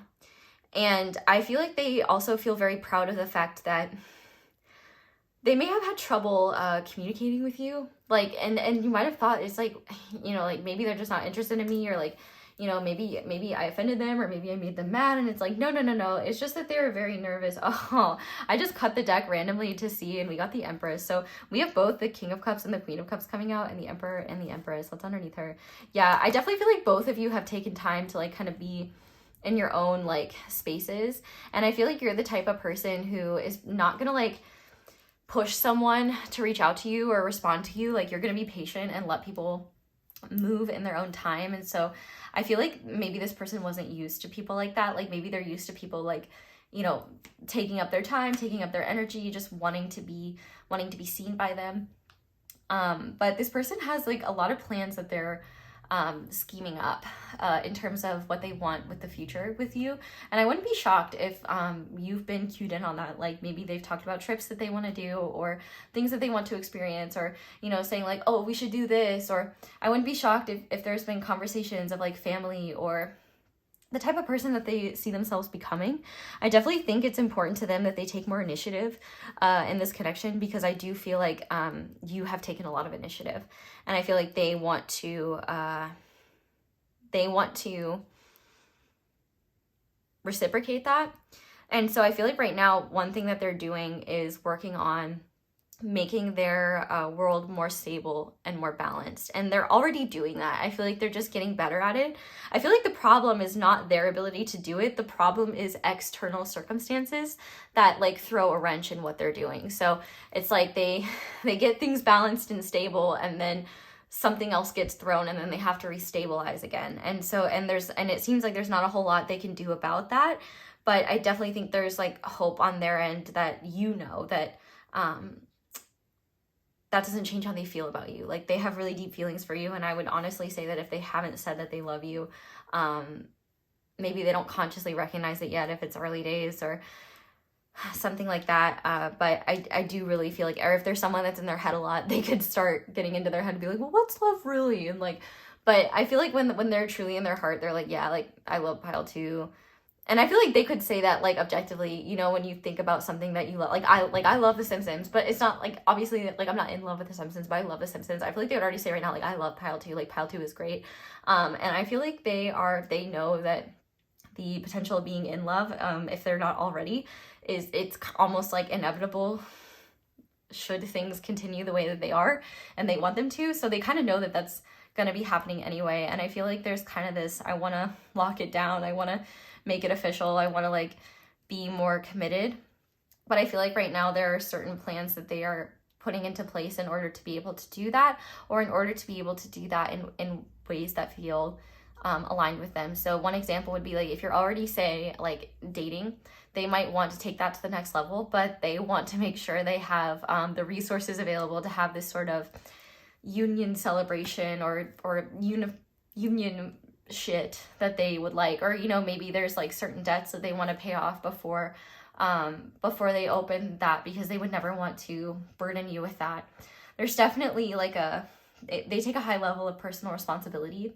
And actually, I think one of the things that they're starting to take personal responsibility for is the fact that their fears have caused them to create confusion, either in this connection or in their ability to be more open. And I feel like they want to rectify that and they want to change that. But I also think that there's kind of this, like, you know how you plan to do something in your head and then you actually get there and like everything you plan goes out the window. I think it's kind of like that, where they have intentions to be one way, and then, you know, you actually show up, or then they're actually talking to you, and then they get nervous and they're like, maybe I'll do it next time. But definitely this is somebody who does not want to talk the talk. They want to walk the walk. And I would feel like, if anything, a lot of what they say to you, I feel like it's not half of the truth. It's just like, it's almost like an iceberg where they're only showing you a little bit of the reality. So like, you know, when they say like, oh, I want to do like this thing with you, it's like, yeah, but little does Pile 2 know I've thought about like 50 million things I want to do with them. You know what I'm saying? There's definitely a very sweet energy here. And I think it's heavily dependent on your guys' circumstances and where you're at. And where you're at together. But I definitely think that like they view things very positively. They see your connection in a very positive light. But emotions are not enough for them. They show their love in very physical, practical ways. And I think in some of those ways it is spending their time with you, sharing their energy with you, sharing their resources with you. And those are things that like they are very focused on cultivating more of so that they can make what they envision a reality. And I do think there is a very traditional aspect to them where they always envision the type of person that they want it to be. And they're working up to that right now. And you are a huge source of inspiration for them, because I think at one point they had kind of given up the idea that they were going to find someone like you, or that someone like you existed. And if you've known this person for quite a while, I think they were in denial about you, because they had almost become so jaded that they didn't believe that people like you were real, and that it must have been like you were just putting a good foot forward, or, you know, something like that. So I definitely think that either just the length of time you've known one another, or the truth has been revealed to them in ways where they recognize now, like, a lot of aspects of life may change, but their feelings have not. Their mind may have wavered plenty, but their heart never did. And it hasn't. And I think they're recognizing, like, I almost wonder too if there was kind of some like come to Jesus moment where it was like, if I don't say something or do something, like, I'm gonna lose this person. Like, I feel like they may have realized, like, the thought of you being with someone else, or the thought of someone else making you happy, probably made them realize that they wanted to be the one doing that. Oh my God. And I literally cut the trail of messages and it says I'm ready. So I will say, if anything, one of the things that I love most about this energy is that I feel like they're not creating unrealistic expectations of what they need to achieve before they feel comfortable being more emotionally vulnerable. In fact, I would be willing to bet that that's already started occurring. I feel like they're realizing that they can be where they're at in their life and realize that that's enough. I feel like you've shown them that's enough, and that you want them. And so I feel like now what they're really doing is just trying to reallocate time and energy so that the time spent with you is as much as they can, and just like they can focus their full attention on you. And when they're not with you, I feel like they're focused on just propelling themselves forward so that they can just make that experience of being together even better. We're just gonna go ahead and get some channel messages from them now and see what they would say to you. But I feel like if anything, they spend a lot of time in their head. Like, my head kind of hurts. That could be because I've drank too much caffeine today. But that's me every day. So, you know, I'm just a girly with a caffeine addiction. You know, caffeine loves me too. It's confirmed. Anyway, but I do think that like they almost like part of why I think that sometimes, like, if you've ever been frustrated where it's like it just seems like it's harder than it needs to be, I feel like this is just because like you get into your head, and so it's like you're trying, like, I feel like they get into their head and create unnecessary, like, well, I want to have this done. Or they create conditions that don't need to be there. And I feel like you're a very powerful clearing influence where you help them realize, oh, those conditions don't need to be necessary in order to like have connection and closeness now. And I feel like they know how good connection and closeness with you feels.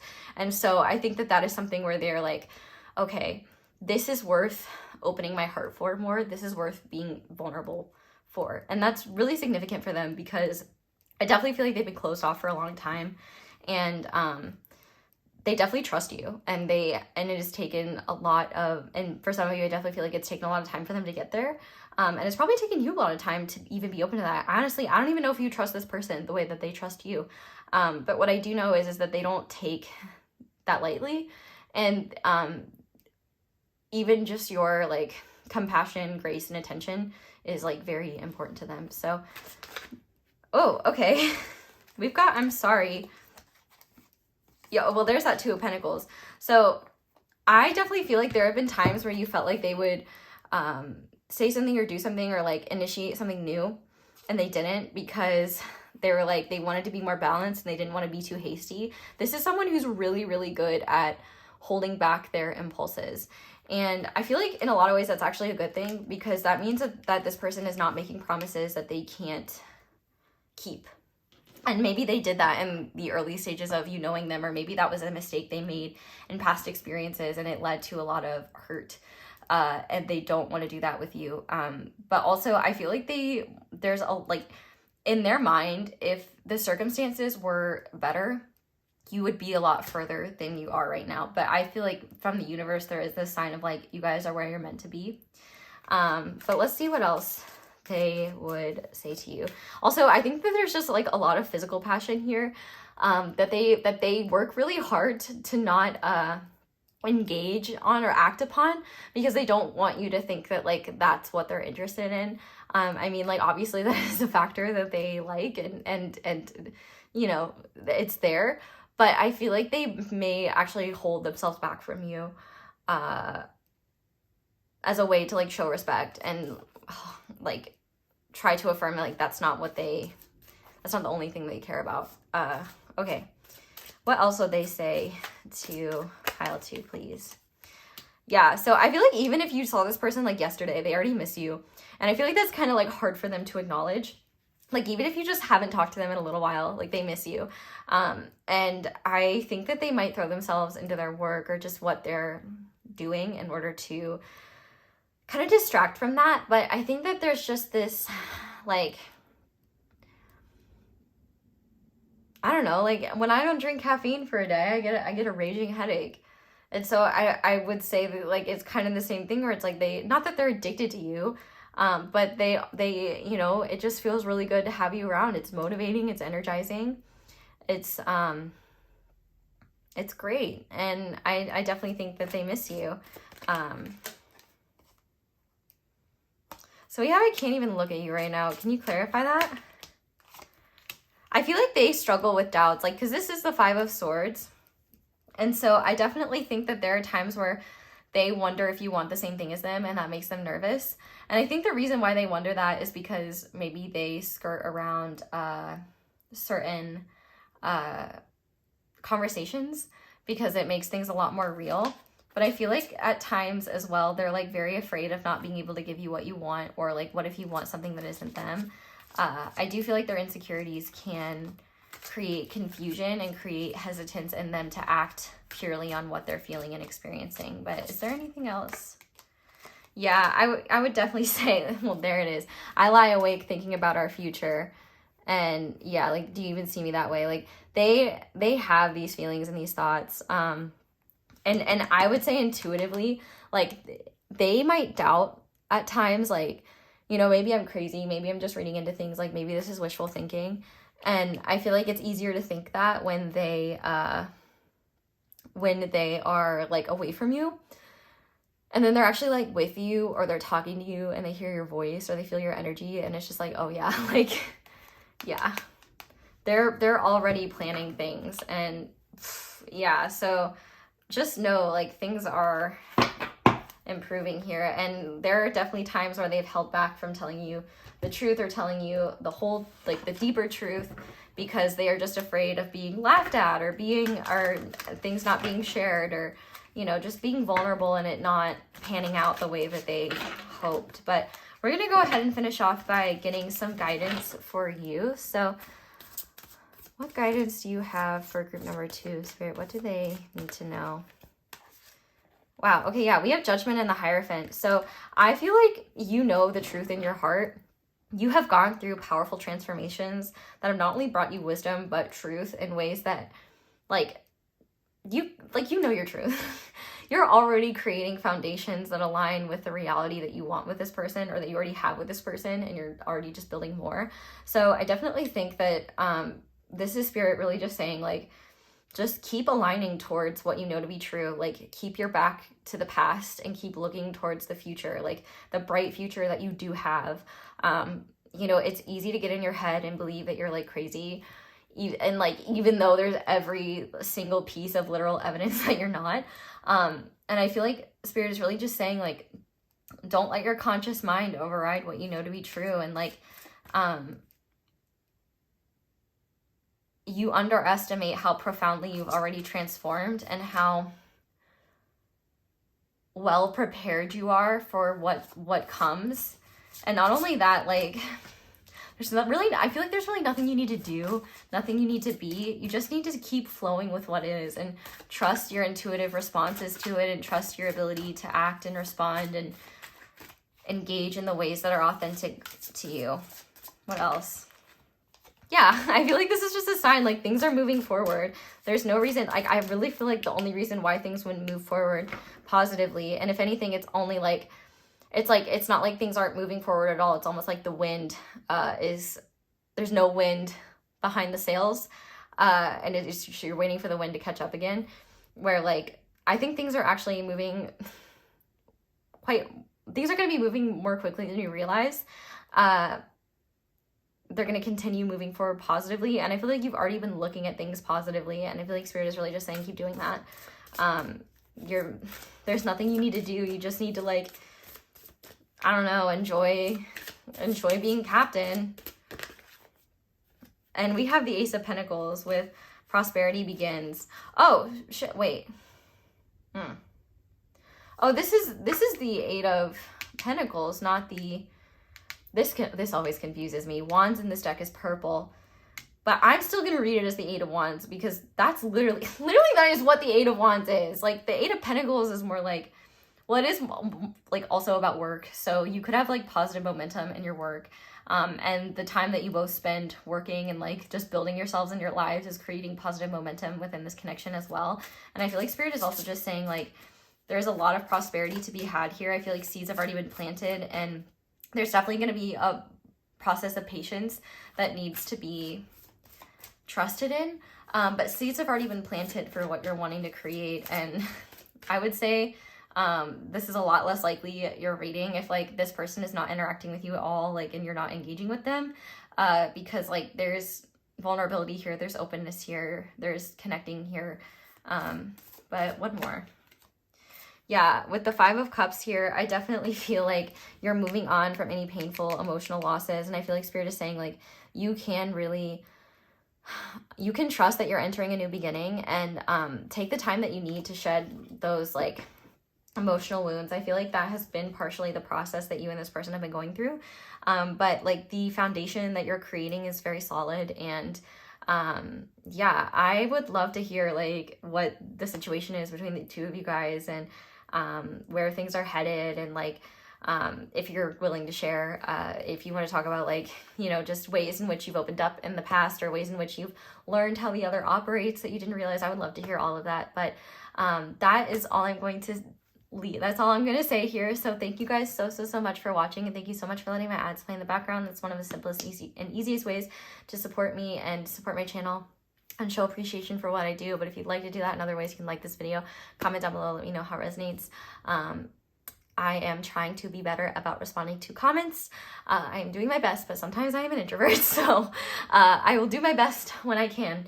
You might get a response from me 3 years from now, but rest assured, the more often you comment, the more likely I am to recognize you. And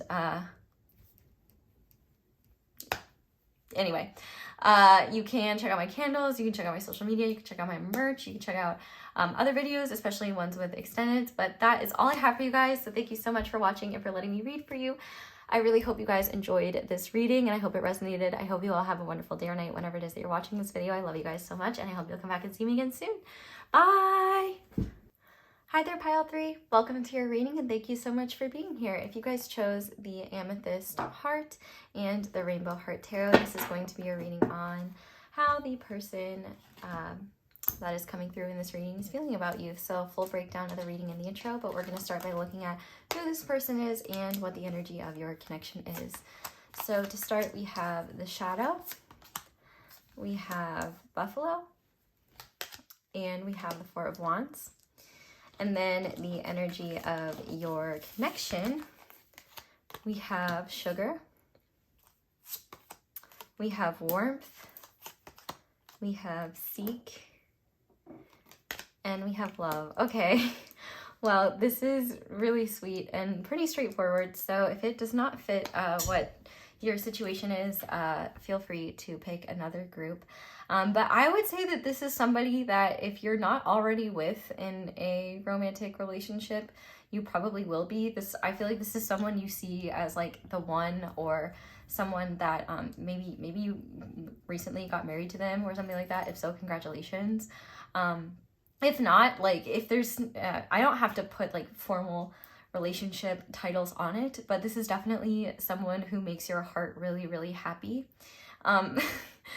They are strong like ox or buffalo. They are strong like buffalo. And that strength is something that's very powerful about them. And the fact that we have the shadow here, I feel like you see all of this person. And actually, if anything, you see a lot of what this person doesn't let other people see. Maybe because they can't hide it from you. They are extraordinarily hard on themselves. But I feel like that's probably something you talk about. And maybe you are the same way. And so you understand it and have a lot of compassion for it. I definitely feel like there is this element of like this person kind of rejecting themselves in ways that you kind of call out. I feel like if anything, you are somebody who makes all of them feel accepted, and they could have more of like a, it's making me think of like Guts from Berserk. Like they carry a lot and they have this like weight and this gravity to their life. I would hope it's not as dark and intense as Guts' life. It's making me think of this meme though. It's like, I don't know, I won't get into it. Maybe I'll put it on the screen if I remember, but I may forget, and you may just have to live with the fact that I forgot. They are somebody though who is very grounded, but at the same time evolving and expanding spiritually. Like I said, strong like ox. They can go through a lot, and if anything, I feel like they can withstand a lot of pressure. They are somebody who you probably wonder how they can carry all the weight that they do. Like, I feel like they are responsible for a lot. They are somebody who carries a lot and yet makes it look easy. And when you understand the reality of everything they're carrying, everything they're doing, you're like, oh my God, like, how are you functional? Like, they have a very intense level of stamina. And they are somebody who is not afraid of darkness, is not afraid of challenge. Actually, the irony is the one thing that they're afraid of, which we might get into here, is how beautiful the connection you have with each other is. I mean, we have sugar, we have love, we have warmth. This could be a bit of like a honeymoon phase, but I'm gonna call a flag on the play there, because I feel like, of course, I do believe like the honeymoon phase exists, but I feel like love, warmth, and sweetness can exist throughout an entire romantic relationship.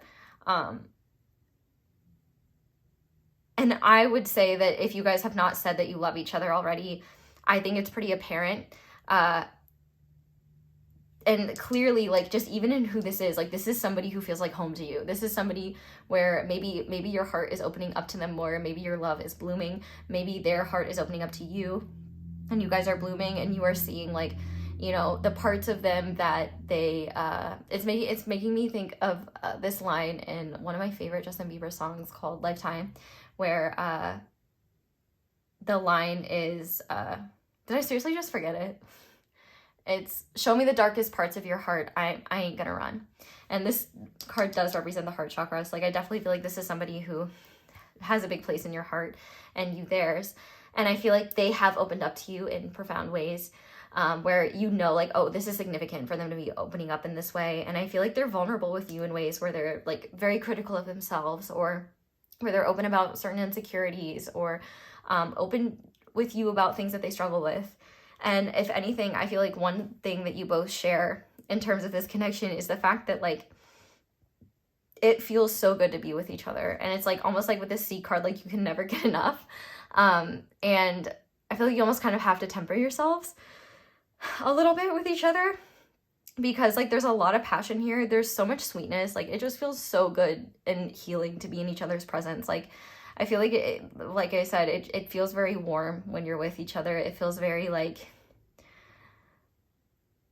if this is how life can be, how do I make that my life in every area, not just with each other? I feel like you guys are always trying to find new ways to either maintain this sweetness, this, like, show this love to each other, or just access it more. Like, whether, you know, you're pulled apart for work reasons, life reasons, you know, just like life happening. Like if you have children, for example, and, you know, like that chaos and just, you know, realities of life make it so that you guys have to carve out those times of connection with each other.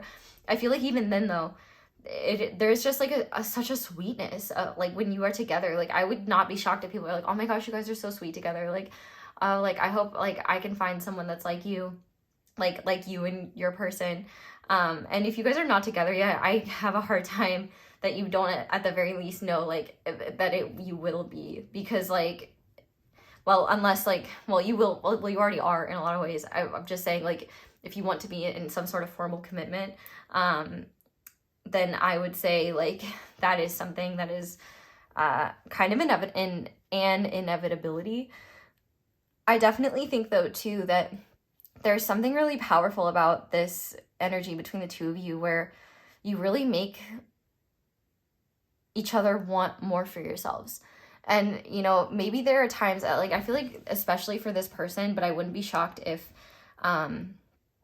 for you as well, there have been times where you really just want to succumb to your lower instincts, to the self-sabotaging aspects of your nature, and at times you do. And I feel like when you get stuck in that, it's really easy to just kind of surrender to it and be like, well, whatever, like, this is just how it's going to be. Like, I don't have the energy to change. And I feel like this person and the connection you have with them brings the inspiration and the motivation and the discipline to want to change, because there's something so powerful in being loved by someone and feeling this way and recognizing that you want to not only preserve that, but be the best version of yourself for that person. And I feel like you both feel that for each other. And like, you know, one thing about sugar is that it's a bit sticky. And I think that you guys are stuck on one another. And there's definitely true, real love here. And I feel like it's shown in the sweetest of ways, in the most caring of ways. I feel like you guys are so conscientious of one another, and any time spent together is really sweet. I would just say another thing about this person, though, is that's actually a challenge for them, because I think they are used to hardship and suffering and frustrating things and things where they have to prove themselves and where they have to overcome insurmountable obstacles. And there's something confusing about this connection for them, because with you, it's just easy. And it's like, wait, I don't have to, like, it makes me think of like, I'm never going to get through reading without mentioning Shrek, but it makes me think of like Prince Charming, where he's like, I crossed through blistering deserts and whatever cold. I climbed to the tallest room with the tallest tower. And then, you know, and then of course the wolf is there, because I don't think that this person is like Prince Charming. I think that they are, they're kind of more Shrek coded, if anything. But, because think about it, Shrek and Fiona are so sweet to each other, and like she softens him in ways that he's usually unwilling to soften in. But I do feel like this person has a bit of the drama of Prince Charming, where like they're almost like, wait, like I don't have to cross like blistering deserts and shit, like, oh. And I think one thing that challenges them is like, that's kind of nice, and I don't know how I feel about that. Like, there's definitely some conscious what does this mean about me? Like, am I lazy or something like that? Which is like, no. For me, it feels like someone who's used to lifting like 50-pound weights and then realizing like they don't have to lift any weights, and then like their muscle isn't used to like not having to exert that much energy, so then it feels weird. Kind of like when you've got like 2 cans of a drink, and you think you're reaching for the can full of liquid, but then you grab the one that's empty, and then you like lift it up, and it's weirdly light, and it like throws you off. That's kind of like the sensation that I would equate the lightness and feeling of this connection to for this person. Maybe for you as well. But we're gonna go ahead now and go deeper into their feelings and just see like what's up with them. But while I'm shuffling, if you're enjoying this reading, if you want to leave me a little like, I would thank you very much for that. That lets me know that you want to see more of these readings, and it also just helps me a lot. Lets me know what you want to see. Helps boost this video for those that are meant to see it as well. But thank you for supporting me in any way, whether it's a comment, whether it's letting the ads play, anything like that. Super helpful, so thank you. And yeah, There is one card in here with like 11 boobs, so I'm gonna hope that that one doesn't pop out, but I may need to censor some things, so we'll see. We'll see. Okay, so the person coming through for pile number 3, what are their thoughts, feelings, and energies towards... Okay, we have Temperance and the 7 of Cups.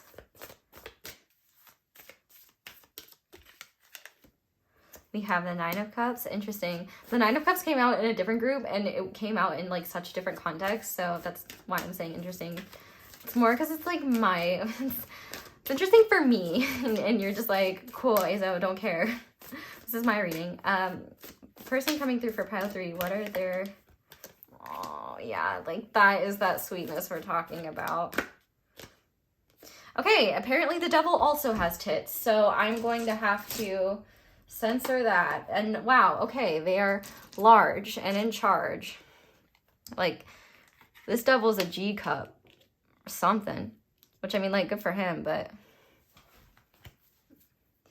okay.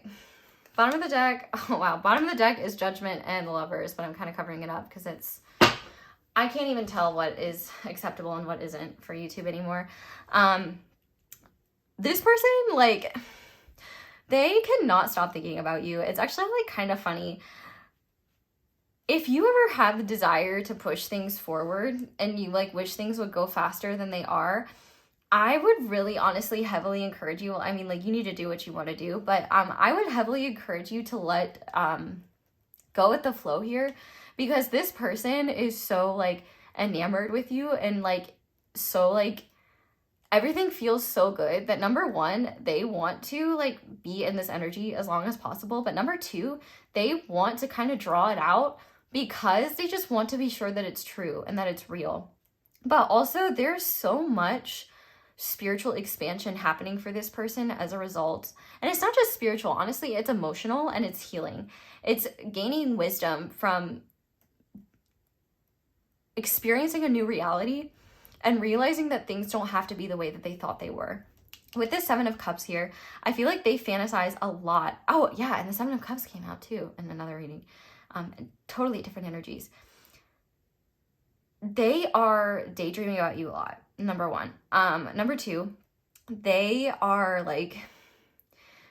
all the time seeing and expanding their consciousness in ways where it makes life lighter and sweeter, the same way it is with your connection. They feel like a kid when they're with you. Like, they feel that giddiness, they feel that purity of connection, and like you are truly a wish come true for them. Like, it's pretty damn simple. There's definitely an effort here where they recognize that there needs to be more balance in this connection. Like, maybe you guys are not able to see each other as much as you'd like, or maybe like there just needs to be some shifting in terms of how things move between the two of you. But ultimately, like, this person sees you as somebody that makes them feel like for once they have a reason to overcome their lower natures. And not only that, but recognize that their lower natures are not who they truly are. And I don't mean lower natures as lesser. I just mean that they are behaviors, beliefs, and ideas that don't align with the true spirit of who they are. I definitely feel like they fantasize about you and they daydream about you a lot. Like, when they're not with you, they're thinking about the next time they see you and replaying memories of the last time you saw one another. I definitely think if you haven't seen them in a bit, they are really excited to see you soon, or connect with you soon.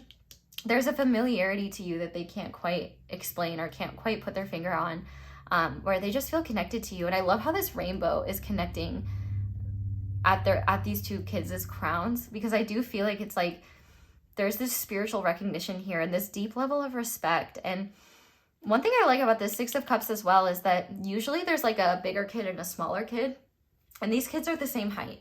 And I feel like that is really symbolic, because I feel like they see you as equals. And they feel really respected by you. They feel really cherished by you. And I think that they are used to being in situations where they felt like they had to prove themselves, or they, their feelings, their heart was not part of the equation. It's almost like they were taught that love is supposed to be something where they just give. And what they're realizing is that it can be a mutual giving. And not only that, but there can be a deeper, more spiritual reason why you're together. Like I'm literally hearing the words divine nectar. And I almost feel like your connection is something that's bringing them closer to their own spirituality. And I feel like there's almost this like, oh, I need to like temper this connection just because like I don't know if I can handle so much sweetness at once. It's like eating too much candy and almost getting sick. I feel like for them, being with you is not only like a, you know, it doesn't only feel good, but there's like a consciousness expanding experience where they're also having to realize like what this means for them. And I kind of already said this, but like on a deeper level, it's like they almost have to process and digest interactions with you.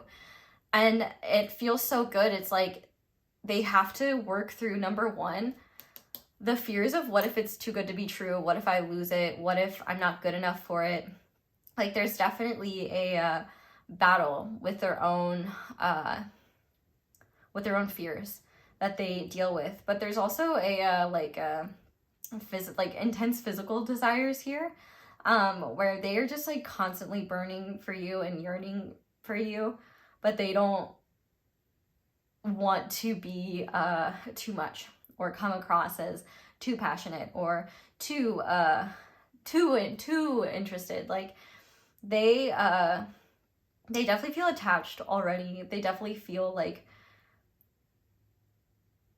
a little bit nervous about how things are going to move forward, just because their heart's already invested. Like if something happened to you, like it would crush them. And I feel like if anything, there's actually a powerful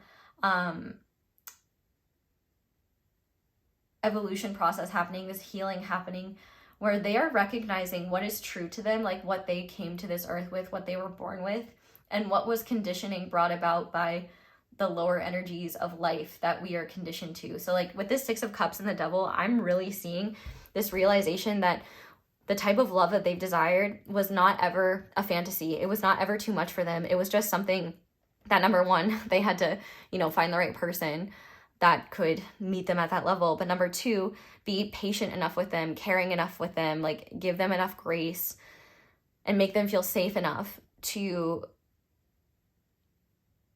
adapt to these feelings, to adapt to these energies, and then also start to pick apart and realize, oh, a lot of what I've seen as self-energy, a lot of what I've seen as truths about life are not really truths. This is just what I was taught. This is what my wounds told me. This is the story I wove from my conditioning and from what society told me.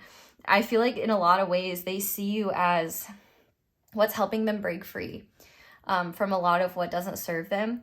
But not only that, you're making them feel like they've got so many possibilities available to them that didn't seem available to them until they met you.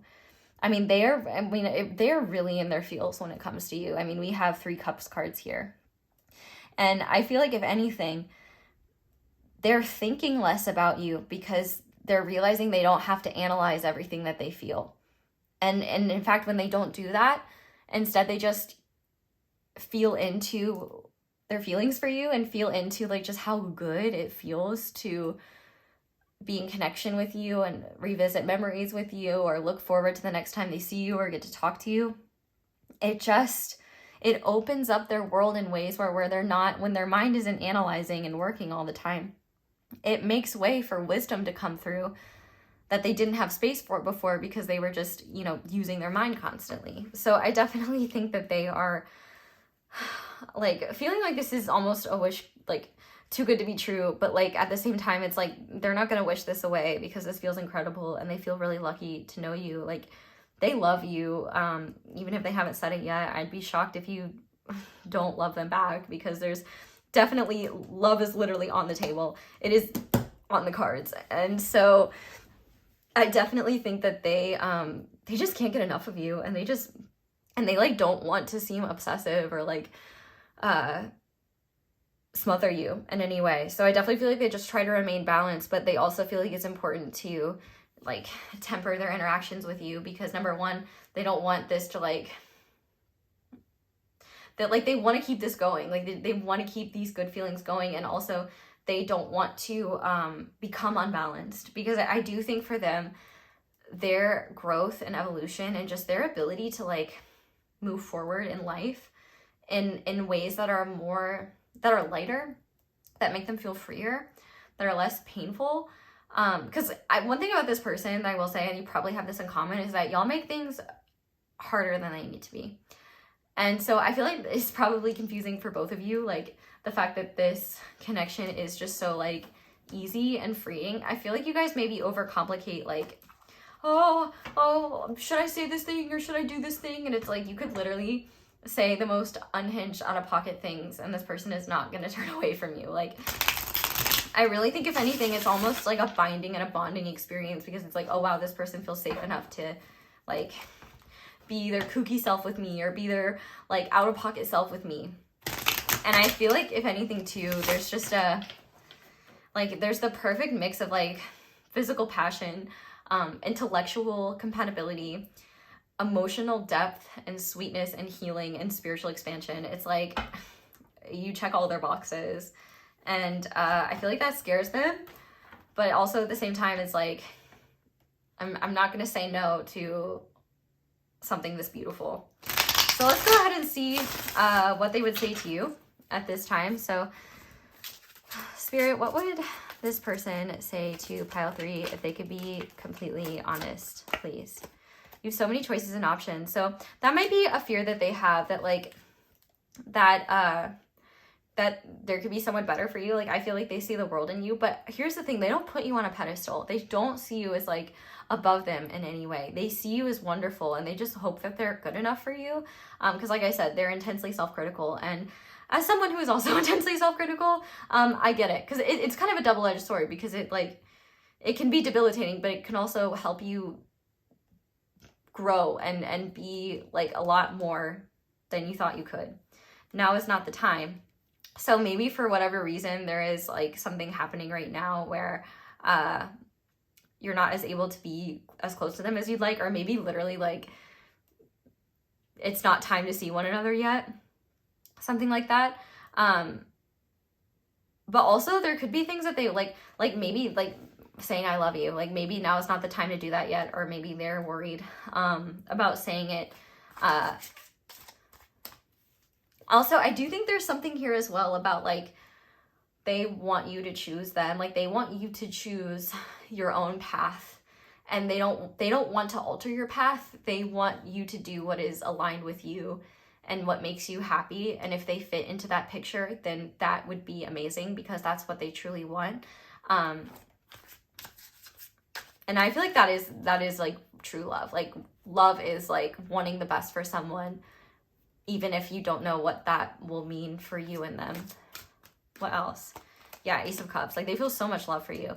Like, I definitely feel like, too, with this now is not the time. First of all, they have a very poor sense of timing, which, like, mood. Because, like, I have a poor sense of timing, too. A lot of us do, right?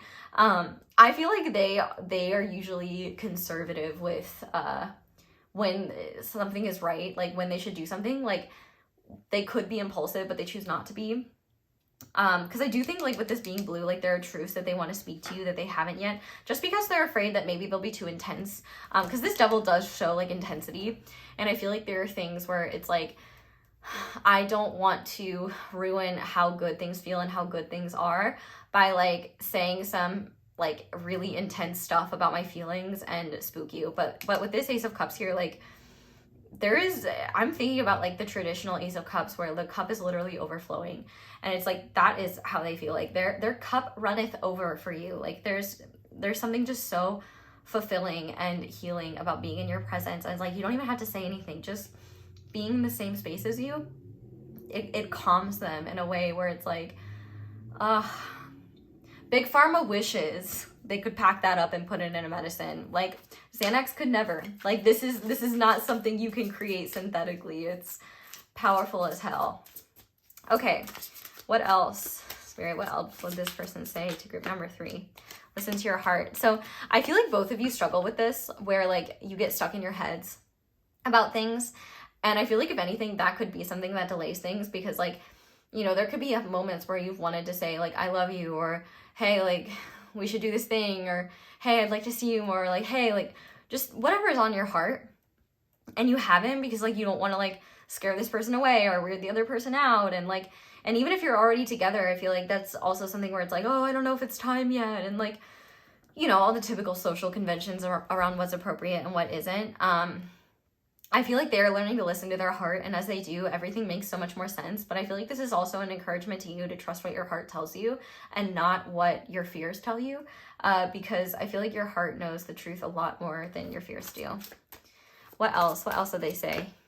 Yeah, like, you are such light to them. Like, you help them see the light. Like, you are the light that helps them see their shadow, but not in ways that, like, trigger them or, like, make them uncomfortable or make them feel negative things. Trigger might be too much of an extreme word. You are the light that helps them see their shadow in ways where they realize it's not shameful to have them, and that their shadow is a part of them, and that, in fact, when you're able to see it, not only can you claim it, but you can be whole on your own because you realize those parts of me are lovable too, and those parts of me have so much wisdom and growth. And I definitely feel like as well, you are making them realize that they are not beyond salvation. They are not doomed to condemnation, and that like they are not as like messed up or unlovable as they thought they were. And that's really beautiful, but also really sad that they felt that way. I think once again, it's just that like hypercritical nature of theirs. We also have be more selfish. I feel like if anything, like one thing they want to tell you is like,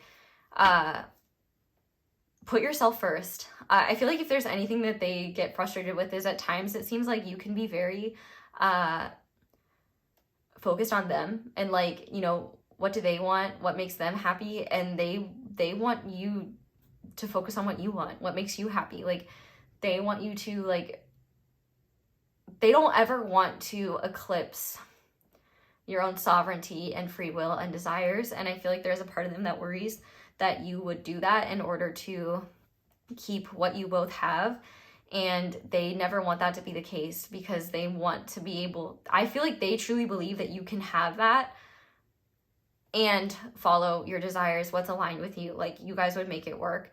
But also I feel like they also want you to be more selfish so that they can return the favor and like know what you want and know what makes you happy and give you, because I feel like you read them very well, but they may be less good at reading you because they are very like, they overthink things and doubt themselves a lot. And so I feel like if they knew more concretely like what you like, what is meaningful for you, the ways in which you communicate, it would be a lot more comfortable for them. But is there, it would just make them more comfortable. And I guess that's also partially what they're more used to. But they never want you making sacrifices that inconvenience you or making concessions that take you away from what's true to your heart. And if they're true to your heart, that's wonderful, but they want to be true to your heart and the things that you enjoy and are passionate about. Okay, one more. What else did this person say? Yeah, I feel like they really love like cuddling with you and being connected to you. And we have the devil on the back of the deck. They are obsessed with your body. And I feel like sometimes they even doubt if you like them, which is really silly because it's very obvious that you do.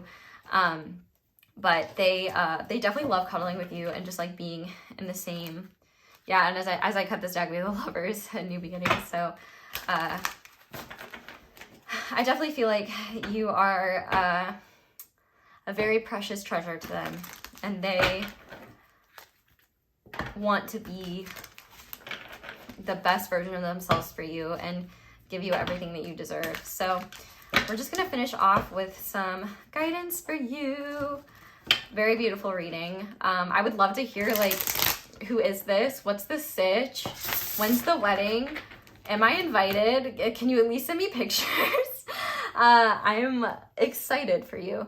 And I'm excited for this person. And even if you guys have been together for a while and these are just things that you know and you just watch this for fun, I love to hear about y'all being loved the way that you deserve. So lay it on me if you want to.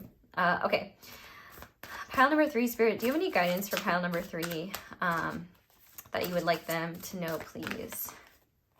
Okay, we have the Empress. So I feel like this is a strong call that okay, well, number one, if it is possible to reproduce with this person, if the factors of reproduction are there and you don't want that to happen, make sure you're taking precautions. Have to do that.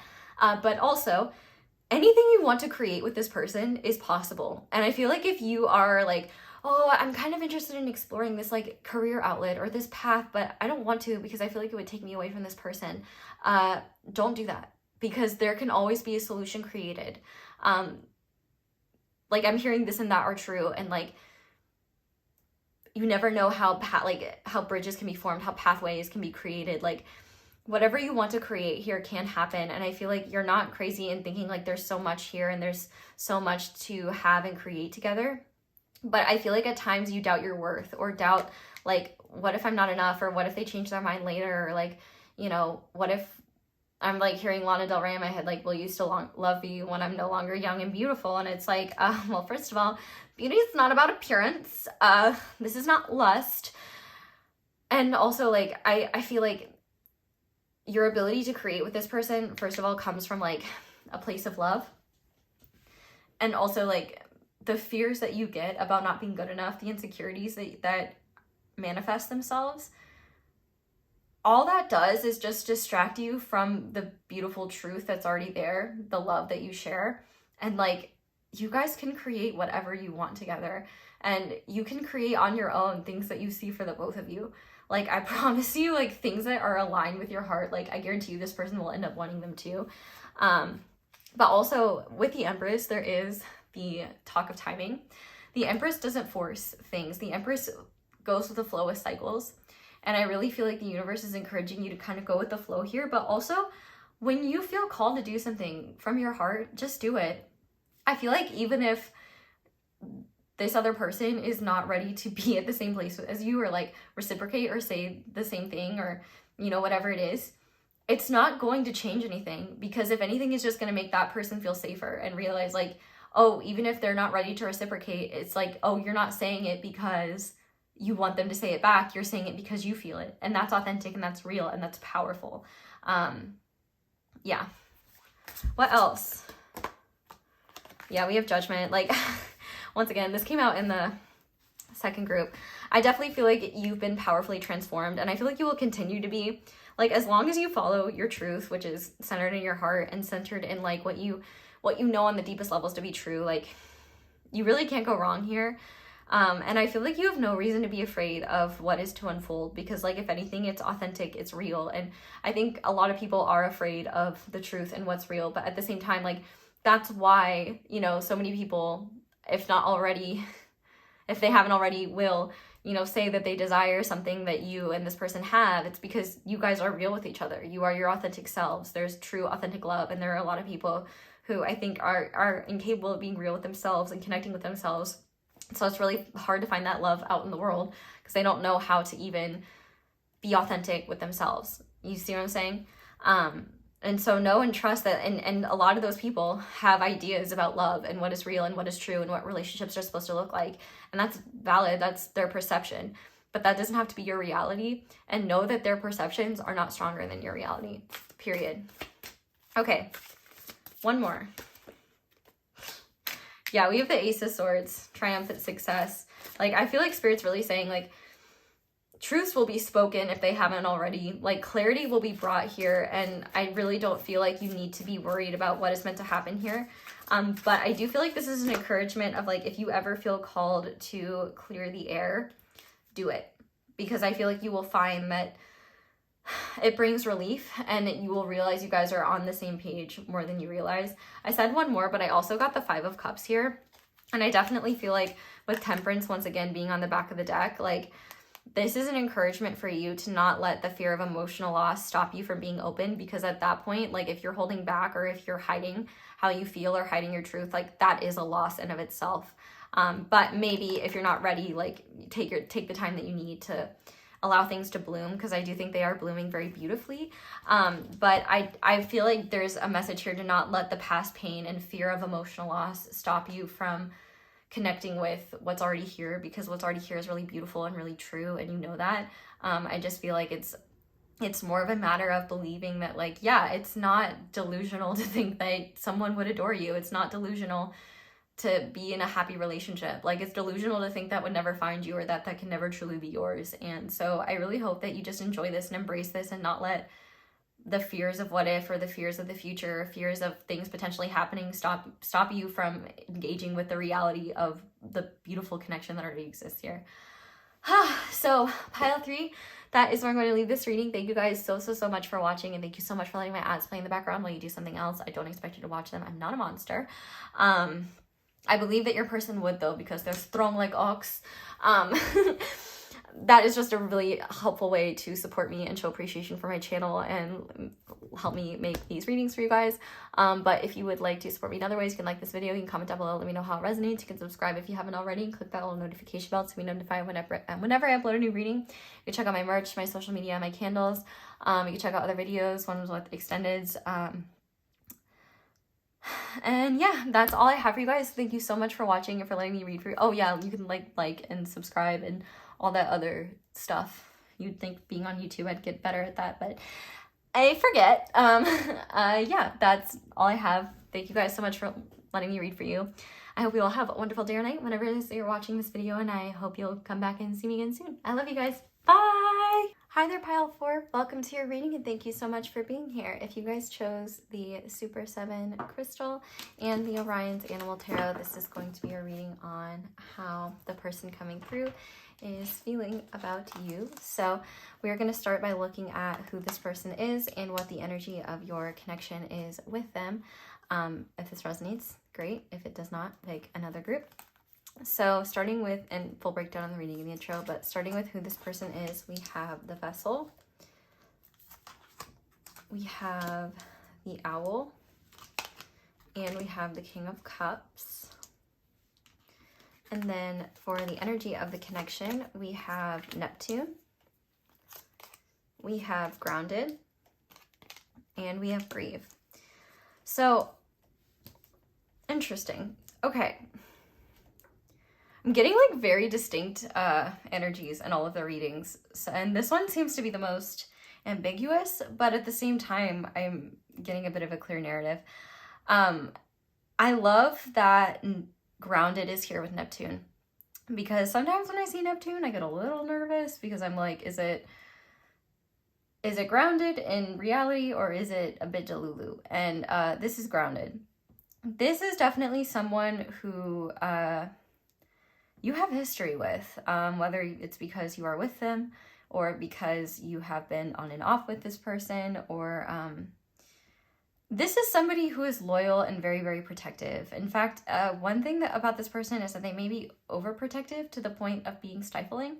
With the Vessel here, you could be very attracted to their body, or they could be very focused on their body. There's this really interesting, there's two extremes here that are coming through. One that is very rooted in earth, and the other being highly spiritual. We even have that with the King of Cups here, and the Owl. It seems like this person has undergone a powerful spiritual awakening recently.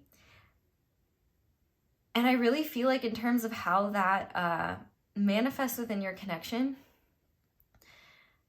the grief is kind of throwing me off, because I am unsure of the origin of this grief. Maybe we will see it in the tarot.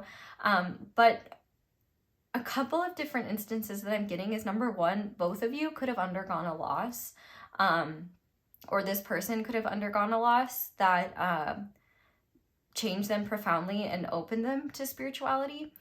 But I also feel like for a lot of you, however this person has opened to their spiritual nature, I feel like they are grieving their own ignorance, in the sense that I feel like there are ways in which they weren't fair to you, or maybe judged you unfairly, or didn't take some aspects of your spirituality seriously, or your perspective seriously, or maybe even took you for granted. And I feel like there's a lot of sadness around that. But also, maybe that's not the case. Like, maybe they are very good and like, maybe that's like not the case at all. Like, they might just be grieving what they didn't know. Like, they might just wish they knew things sooner, or wish that they'd opened up spiritually sooner. It's possible that grief, that some sort of loss could have been a conduit to them opening up spiritually. I definitely think that they are experiencing a lot of profound shifts from the universe, and I feel like they're experiencing profound blessings that they're uncertain of their deservingness of them. And I feel like they recognize that one of the blessings that they didn't recognize in their life was you. What, like, okay, they knew you were a blessing. Like, the fact that we have the King of Cups here, like, they've always been, like, protective of you and seen your value and seen your worth, but, like, they didn't realize the depths of your own spiritual connection. And, like, there was just this whole world that you have a connection to that I feel like they did not, like, they've come to discover this whole new level of connecting that was always there, that they were never privy to because they never took it seriously, and they didn't recognize its value. I definitely feel like you guys are likely having really interesting conversations about spirituality, or if you're not with this person anymore, which that could be a possibility, it's possible that, like, losing this connection with you is something that has made them grow spiritually. It's like they're a lot more down to earth, or maybe just a little, like, both of you are more you're feeling more stable and solid than you used to. It's possible too that, like, just things could have run their course, and whatever has happened in the past, no matter what your situation is with them now, they grieve what they didn't know in the past, and it's like there's regret. Like, they wish they would have done things differently, but it's like they couldn't have known these things until they've had these powerful shifts. And, like, there's a lot of divinity here, and I would say that that is something that you guys are bonding over. Maybe you're also bonding over shared grief, over, like, something you've both lost, or grief experiences that you've had in your life. But I think it's also too, like, it could just be grief for, like, the ways in which you carried pain and wounds for things that you didn't have to, for things that you didn't realize could be let go of, that could be healed, or that could be given over to something greater, and that could bring a lot of peace and healing. I also feel like you could just be grieving for your past selves who didn't know any better, who didn't uphold what you wanted them to. I definitely feel like if this person was overprotective, or, like, a little bit controlling, I feel like they feel really horrible about that. And I feel like they also grieve, like, they could be just really sad that they didn't see what they didn't see. I definitely feel like with the vessel here, I feel like this person was more physically oriented, and they had very stringent and strict beliefs about what is possible and what is real. And with the owl, I feel like the universe has been blessing them in ways that they feel like they don't deserve. And I feel like one of those ways is with you. Either, no matter what your situation is with them, because I feel like there's so many, like, circumstances that this could be, it's like you've given them so much grace and understanding. And I feel like there have been times where they've misunderstood you, or they haven't given you the benefit of the doubt, or even inquired more deeply into what you were sharing with them because they didn't understand it or thought it was silly, or maybe, like, were even a bit patronizing. And now they've seen for themselves, and they're like, wow, okay, you weren't off in wee-woo world. Like, there's actually legitimacy to this and truth to this. It really makes me think of someone that my older brother was friends with, that when they were, like, young, like teenagers, he opened up to my brother about, like, spirituality and vibrations and things like that, and my brother had no concept of what he was talking about. And this friend ended up sadly passing on, and may he rest in peace. He was a really amazing person. And my brother opened up to me because obviously I'm spiritual, and he said, you know, like, now I'm actually starting to understand that, and I think about it all the time. Like, it's actually kind of making me emotional. Like, I feel horrible that, like, I didn't get that, and, you know, I didn't understand it, and so I kind of just moved on from the conversation, and, like, I wasn't able to connect with him around that, and I really regret it. And it's just like, we can't know what you can't know, right? Like, that's already a really young age to even be seeing things that way in the world. And you know, it's just one of those things where it's like, you wish things could have been different. You wish that you could have done, like, And I think one of the things to recognize is that, like, one of the beauties of spirituality and of Neptune is the energy of forgiveness. And not just forgiveness from others, but forgiveness for yourself, forgiveness for what you can't change, what you can't control, for our humanity, and for the fact that, you know, we live in a physical dimension, and so it's easy to see what's on the surface. We're not taught about these things, and there could have been some sort of loss here, maybe that has brought you closer together, or that has, or maybe something drove you apart and you're grieving that.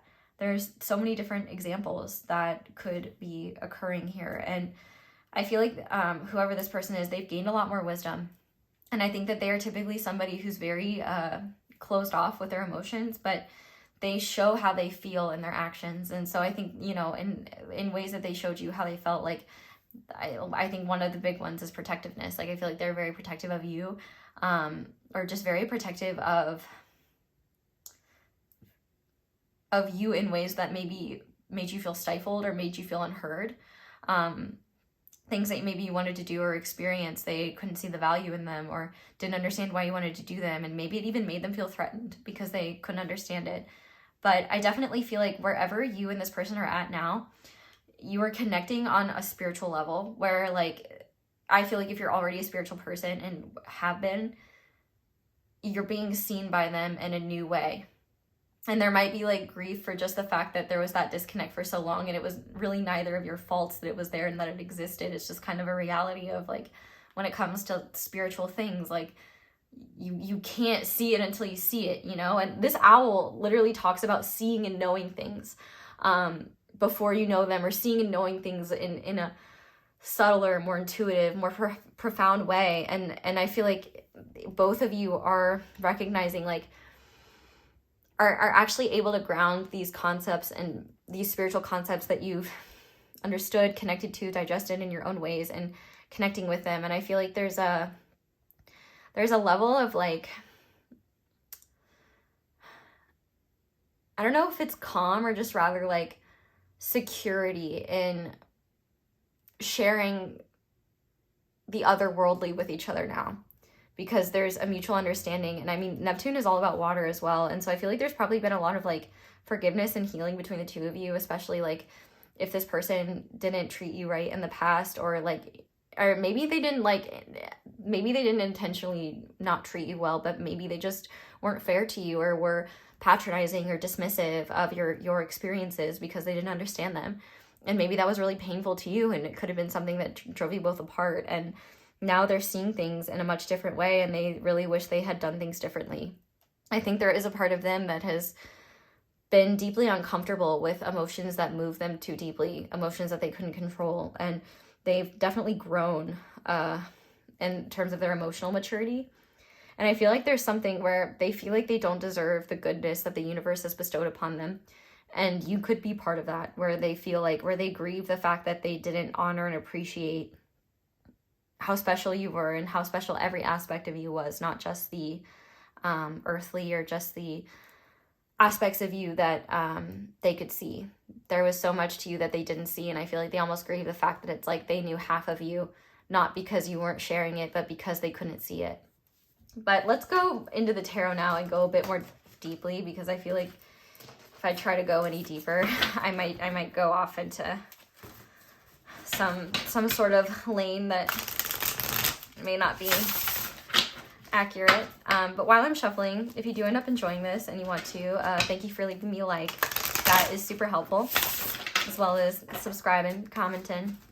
All that stuff is just really helpful. So thank you to everyone who does that, and letting the ads play in the background. I don't expect you to watch them. I'm not a monster, but it's very helpful for me to do that. That is what allows me to not to take, like, ad sponsorships or stuff like that. But, you know, I may end up having to in the future if YouTube continues to punish me for things that I don't even know that I did wrong. So anyway,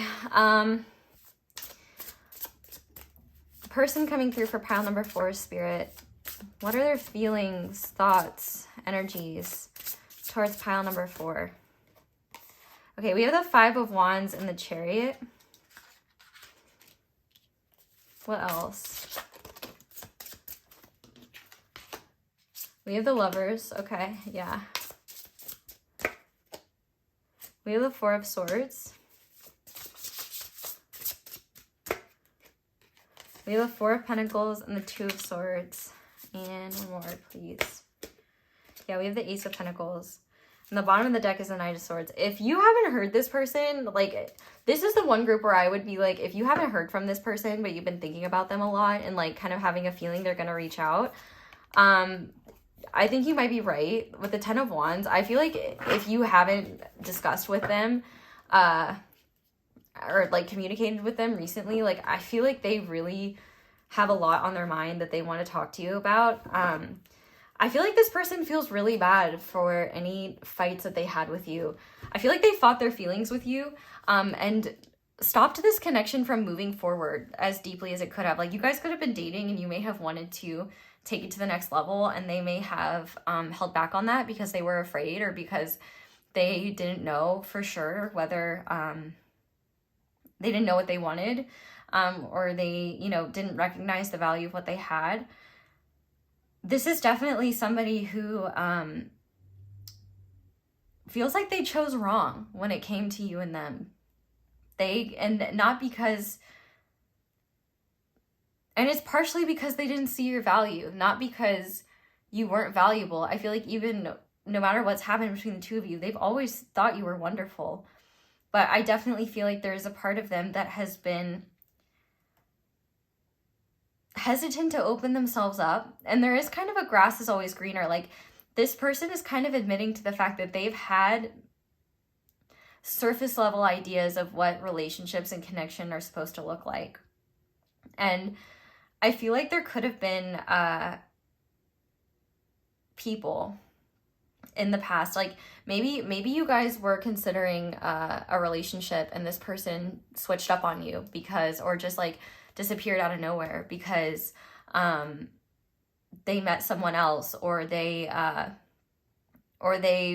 got spooked by the intensity of the connection. I definitely feel like, if anything though, if there was someone else in the picture, it was like the only reason why they were swayed by this person was because they fit some sort of mold that didn't challenge them. Like, cause there's one thing about your energy where it's like you were, you challenged them, like, spiritually and emotionally. Like, they wouldn't describe it as challenging them spiritually at the time, but they recognize it as that now. Like, your energy was forcing them to grow, or pushing them to grow, and they were not comfortable with that. And I feel like they met someone that was easy, not in the sense that, like, not in like a toxic physical way, but in like a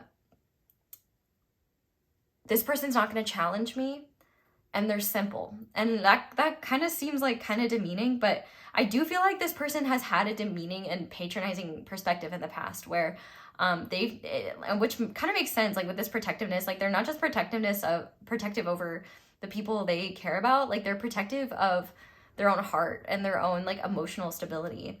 And I feel like with the Five of Wands here in the Chariot, I feel like they fought moving this connection forward because they were not ready for what this connection was asking of them. And I'm hearing the Queen Jojo in my head, like, too little, too late. Like, I feel like this person wonders if it's too little, too late. Like, with the Lovers card being here, I feel like they recognize that they made the wrong choice. Like, they didn't choose something that was real because they were afraid of what was real. And I feel like they didn't realize what real really looked like. I feel like they chose comfort over authenticity. And I feel like they chose what they thought was stability over expansion. And there's a lot of recognition now that they held back with you, and they may have even, like, ghosted you, or just kind of went silent on you and just kind of, like, retracted their energy. And I feel like they feel really guilty about that. And I do feel like there is a part of them with this Ace of Pentacles that wonders if you would be open to a new beginning, or open to something new, something more stable. Like, I feel like they recognize they could have had something really real with you, or they did have something really real with you, and they took it for granted. I feel like they were kind of someone who wanted less for themselves because it was easier. And with the Four of Swords being here, I feel like this person has done a level of healing and has kind of been forced to look within, where they've kind of realized how like choosing what they think is safe and easy and won't challenge them has actually like bit them in the ass. I also feel like though you saw more of your similarities in each other than they did. Like, I feel like they were looking for differences during your time together where you were seeing similarities. Because I feel like there was a part of them that didn't want to be fully seen and understood by someone. It's like they needed to have a bit of mystery in order to feel comfortable in a relationship. Because it's like, well, if somebody knows all of me, then they could get bored or want to walk away. And yet they want to know all of another person. And in order to do that, they need to be at a surface level where everything can be seen, where they're not required to dive more deeply than they're comfortable with. And I feel like they kind of held back because they didn't like the lack of stability that they felt in their interactions with you. And they fully recognize how they screwed themselves over. And I think there's a lot of regret here, a lot of like wishing that they had done things differently, and a recognition of the fact that it's like they planted a seed with you and then never watered it and then just like walked away from it before anything substantial could grow. And I feel like they feel really guilty about that because they may have created like an idea or made you believe that that's what they wanted. And I think that it's not that they were lying. Like, I feel like they did want that. But I think once they realized that, like, the more they got to know you and the more they opened up to you, that connecting with you and something deeper with you would require something more than just what they're comfortable with, I think they retreated. And I think that the universe kind of tested them by bringing someone into their world that was easy, was what they knew, what was comfortable. And I think that actually really bit them in the ass. I think that this person really either played them or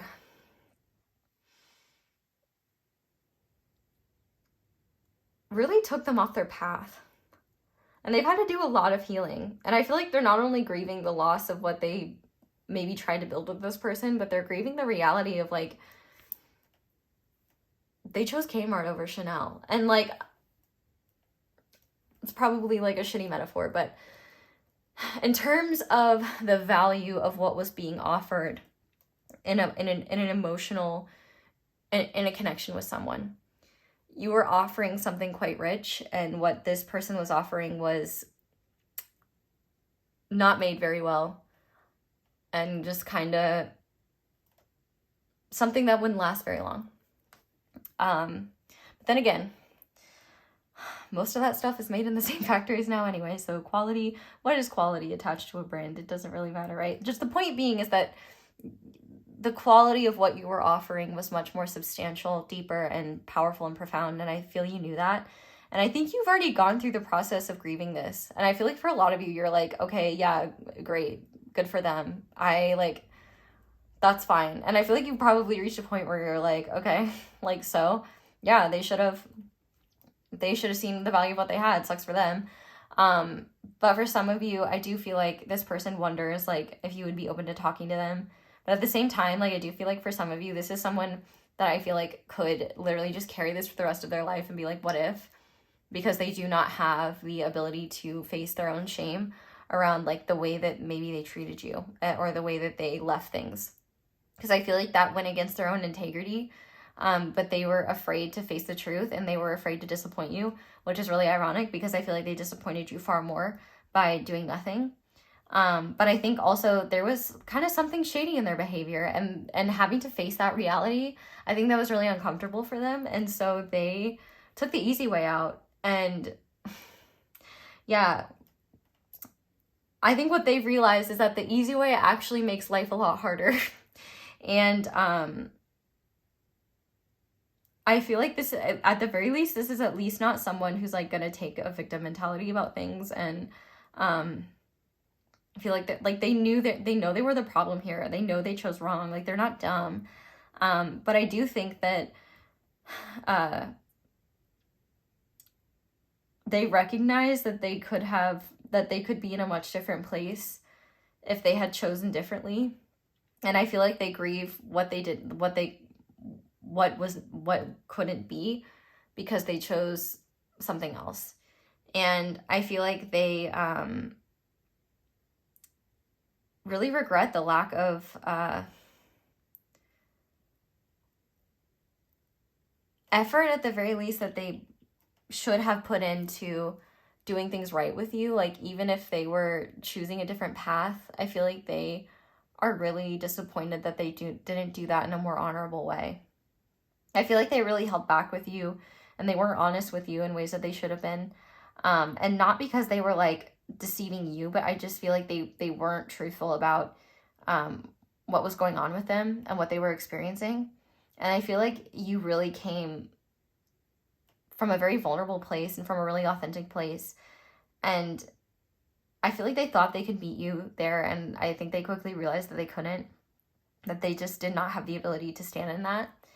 And I think that life has lifed pretty hard for them and made them see things where they've realized, like, wow, yeah, they pushed you away because of their own fears of intimacy and vulnerability and a connection that would ask them to be more than who they are. And they're seeing things so differently now, and their mind has been expanded in powerful ways where they've realized, like, oh, this type of surface level thing isn't even satisfying. Like, what they're realizing is that what they were afraid of and what they rejected is actually exactly what they needed. And what they went for is everything, like, was really like a big fat lesson in what happens when you choose what you think is easy rather than what you feel you need. And I'm gonna be like completely honest with you guys. When it comes to this person, I do feel a bit of like, I don't know what to call it, like, because I don't think they're intentionally manipulative or deceptive, but I do think that they are opportunistic. And I do think that, like,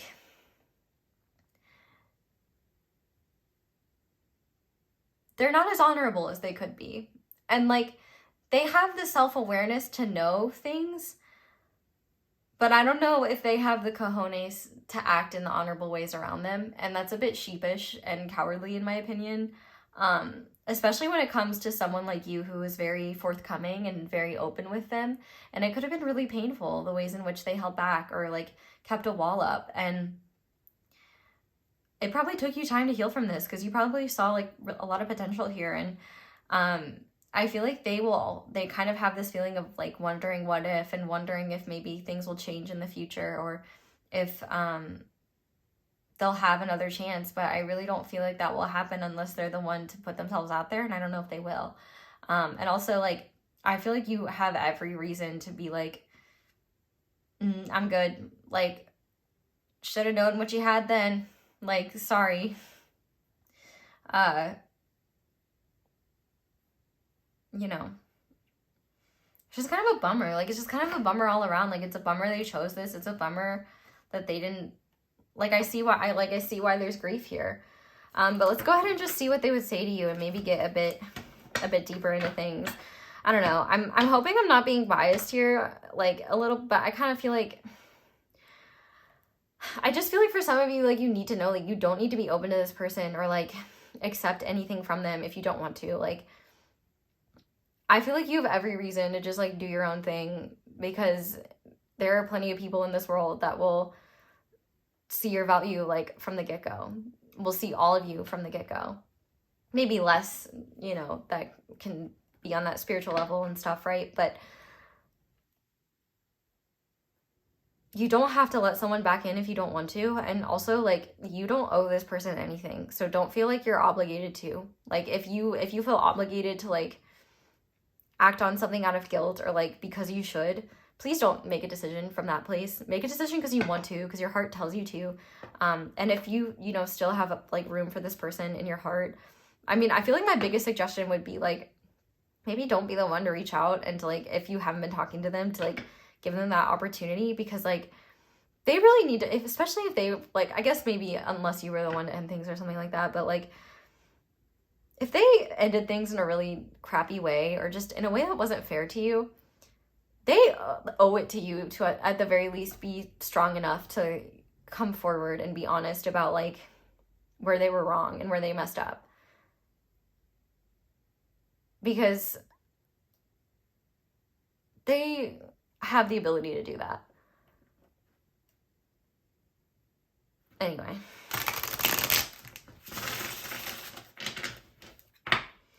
And I feel like if they're willing to let you just remain a possibility rather than like give you that clarity, I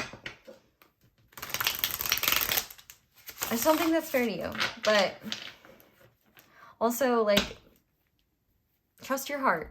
I'm just a pair of talking hands on the internet. Spirit, what would this person say to pile 4? Okay, yeah, they definitely think about you a lot. If you guys were physically intimate, let's just say, meow, you got them going. And I don't think they've ever had it the way they had it with you. And I feel like they think about you a lot and they really yearn for you, especially because, like, depending on how long it's been, like, they don't really have any access to you. And I feel like they are very curious about you. Or if you're very, like, if you are in communication with them, like, I feel like you're probably pretty either, like, standoffish or, like, cordial. And so I feel like they really miss that openness that you used to have with them, or just, you know, having access to your life and to your thoughts and to your heart in general, because they do genuinely think you're a sweet person. And like, it's kind of frustrating for me because, like, to just witness, because it's like, okay, you see how sweet and wonderful pile 4 is, and because of that, you don't want to hurt them. And so then you do things that hurt them even more than if you'd just been honest with them in the first place about where you were at. Like, make it make sense. Humans, we love to be rational, right? Yeah, their ego. Like, they did not want to admit the fact that they had, like they could not be in their ego with you. Like, their ego did not want to relinquish that sort of control that would allow them to be open to the unknown. And I feel like they recognize the fact that, like, making choices from their ego instead of from their heart really screwed them over. But, like, they did that to themselves, honestly. And I also feel like their ego could be what's stopping them from admitting that they were wrong, or admitting that they wish they had chosen differently, or that they have regrets. And I'm like, honestly, if your ego is too strong to admit those things, then do you even deserve, like, okay, I'm not the judge of who deserves forgiveness, but, like, I feel like people should have the strength to own up to that stuff. Like, it's not fair. It's not fair to you. You are my everything. So, yeah, I mean, like, I feel like they could have found a lot of fulfillment with you, and I feel like that could have scared them because there was not the ability to control it. Yeah, you're so beautiful. Why do you need me? I feel like they put you on a bit of a pedestal, and I feel like they probably felt like it's safer and easier to be with someone that doesn't challenge them, and that that doesn't make them feel insecure. And I think what they realized is like, wow, I really fumbled, like, a 10 out of 10, an 11 out of 10. Why? All because I was afraid of fumbling it in the first place. It's like holy self-fulfilled prophecy, Batman. I'm too afraid to talk. Yeah, they're like, they're not wanting to talk, but they're sorry. And they don't want, like, dude, you already have, like, I'm really already out here. I'm like, send me the address. I'll go there right now. I'll do the interview. I'll see if they're worthy of talking to you. But yeah, I mean, like, I feel like they're sorry, but also at the same time, it's like they're too afraid to talk. So then it's like, okay,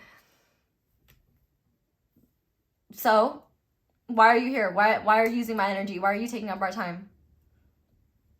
maybe it's for your own closure. Maybe it's to open you up to the possibility of, hey, do you want this person to come back around? Where are you at about it? Or maybe you need to know, like, maybe you're fully like, girl, whatever, like, it is what it is. But maybe there's a part of you that's like, yeah, but why did they do that? Like, I don't feel like I deserve that. And you're right, you didn't deserve it. Like, and you didn't do anything wrong. And there was nothing that, like, you should feel bad or embarrassed about or ashamed of, because it was not your fault. It was all this person pushing away something real because they couldn't be that real. So let's look at some guidance for you and just see what Spirit wants you to know. So pile number 4, Spirit, what guidance do you have for them when it comes to this connection, just life in general? What do they need to know? 8 of Swords. Yeah, I definitely feel like you don't need to overthink this. Like, and also you don't need to take them overthinking things personally. Don't take me being defensive and frustrated that this person didn't see your worth the first time around as guidance of what you should do. That's my own bias leaking into this that I need to check, and I apologize. Do what your heart tells you. My own ego is being like, nah, like they should come and apologize to pile 4. Like, and I always sit there and make sure it's an authentic one. You know, like for me, I'm like, I don't want to see, like, in my mind, I'm like, which obviously I wouldn't see it because it's your life. But I'm just like, this person is capable and is smart enough and has literally has every reason to own up to their mistakes and to admit that they're wrong. And the only thing that is stopping them is their ego and the embarrassment and shame of being wrong and of having to come back and admit that they messed up. And they are afraid to face those consequences, and they are afraid to face that reality. And it's like, I get it, but at the same time, you're capable of doing it. And if you're not courageous to do that, are you like, I feel like you deserve someone who has the courage to admit their wrongdoings. But you may have a bigger and more forgiving heart than I do in this situation because you are in it, and it might be different. But also you might be like, girl, I agree with you. And if in that case, cool, then I feel a little bit less bad. But yeah, I definitely think like you don't need to overthink this. Your heart knows the truth here. And even if it's a truth that like your mind doesn't like, I feel like it's one that you should honor, and you don't need to pressure yourself to like come to a decision or anything like that. What else? Yeah, with this grounded, like, I definitely think that there is their actions are more important than their words here. Like, if they cannot, like, I feel like you're really being called to focus on like what is practical, what is grounded for you, and what is helpful. Like, this person might be pulling on your energy. This person might be like thinking about you a lot, and so you're thinking about them a lot and wondering what that is. And like, you can entertain that, but also you have every like right to close yourself off from it and be like, I'm not interested, or just like pull your energy away. But I feel like Spirit's really encouraging you to focus on the material world and what is real here, and like the people and things that show up for you in a grounded way, and in a way that is like, they don't just talk the talk, they walk the walk. You know what I mean? And like, that's the thing, is like, this person isn't talking the talk because they don't know if they can walk the walk. And I'm glad that if they can't walk the walk, they're not talking the talk at the very least. But I definitely think that like, when you are unsure, you're feeling confused, like, get grounded, because that is going to help you recognize that maybe it's not even your job to be concerned about it. You know, maybe absolve yourself of the idea that you have to be responsible for anything here or do anything about it, because it really, like, it isn't your job. Your job is to take care of you and to do what's best for you. And, you know, you opened yourself up to this person, and it seems like they really disappointed you, or they didn't treat you the way you deserved. And so it is fully up to you what you decide to do, but you do not have to read into things or feel like you have to like be the like source of forgiveness for this person or create a situation. Like, you could just keep doing you. And I think that's the best thing you could do, is just keep doing you and keep grounding and focusing on what is real and what is true for you and what is showing up for you in the physical realm, I feel like that is something you can place your faith in and trust in more deeply. And also recognize too, like, if you had insecurities around your body, this person did not like have an issue with your body. I feel like I need to say that loud and clear. Like, they definitely enjoyed your body. I feel like they were just terrified of like your spirit and the way that you activated their own. And yeah, what else? We have the Eight of Wands. So I really feel like, honestly, like maybe this reading is everything that you needed to just recognize that you don't have to worry about the situation anymore. Because like maybe you weren't interested in like moving forward or like anything with this person, but you were just like, you know, did I do anything wrong? Like, was anything my fault? And it's like, no, like this person just like didn't show up in the ways that they should have. But I also feel like if you're wondering, you know, could this situation move forward? I think, yeah, like they could reach out quite quickly. I think if you're wanting communication with them, like you might get it. I say might because I feel like this person has pretty strong like fears that keep them stuck and make it hard to. But like this discontent, I'm just cutting the deck, so this may not have any real meaning. Actually, can you just clarify this accelerated motion card, please, Spirit? Yeah, I feel like, honestly, if you want something to happen, like, I feel like your own personal power could make it happen. Like, I feel like you could create whatever situation you want here. But I really do feel like Spirit really needs you to recognize that no matter what you do, please make sure it is in alignment with self-respect. Like, do not do something that feels like self-betrayal because you feel bad that this person feels bad. They should feel bad. Like, it's okay for people to have bad feelings. Feelings are data, and they need that data to recognize that they made the wrong choices and they hurt someone else in the process. That data is theirs to process, not yours. You are not here to absolve them of that, because if anything, they're not learning from a situation they created. And I also feel like you may find that as you just stepped into your own, and maybe you already have, as you just continue to like absolve yourself of like what ifs and things that you feel like you may have did wrong, you realize that you're not even really interested in this person anyway. And maybe you are, I don't know. That's really up to you. But I feel like for all of you, you do need to know that this person, like, you did not mess this situation up. This person got scared, got cold feet, and walked away because they were too afraid to see the truth of what this connection could bring them. They were afraid of how powerful the reality of the situation could be between the two of you. And I don't think that they were ready to be in a situation that authentic and real. And now they have to live with the regret of that and what they do. And if they act with integrity, that is their choice. And how you choose to respond to that, if they do show up in your life, that is your choice. But I feel like if anything, if you're just like, if you're just needing answers to know that this wasn't you and this wasn't your fault, you got them. But also I think that like, if you feel that there is something more here and it is something you can forgive and release, because like honestly, like the energies were a lot lighter. It was just when the tarot came through, I was like, oh, I'm really seeing a narrative here. More power to you, and I honor that, and that's just as beautiful, and that's the power of forgiveness. I just feel like, you know, any choice you make, I just hope it's one that is beneficial for you, supportive of the journey that you're on, authentic to who you are, and something that genuinely feels good and that respects who you become and just respects your own sovereignty, and you feel confident in that is, you know, truthful for you. Don't settle for less, and don't and don't act in a way that is just you trying to protect someone else from their own hard feelings, because those are their feelings, not yours. And you don't deserve to carry them for someone else, and you don't deserve to blame yourself for them, because they're not your fault. They're just natural consequences of making decisions that, you know, aligned with where they were at the time, and now they're seeing the results of them.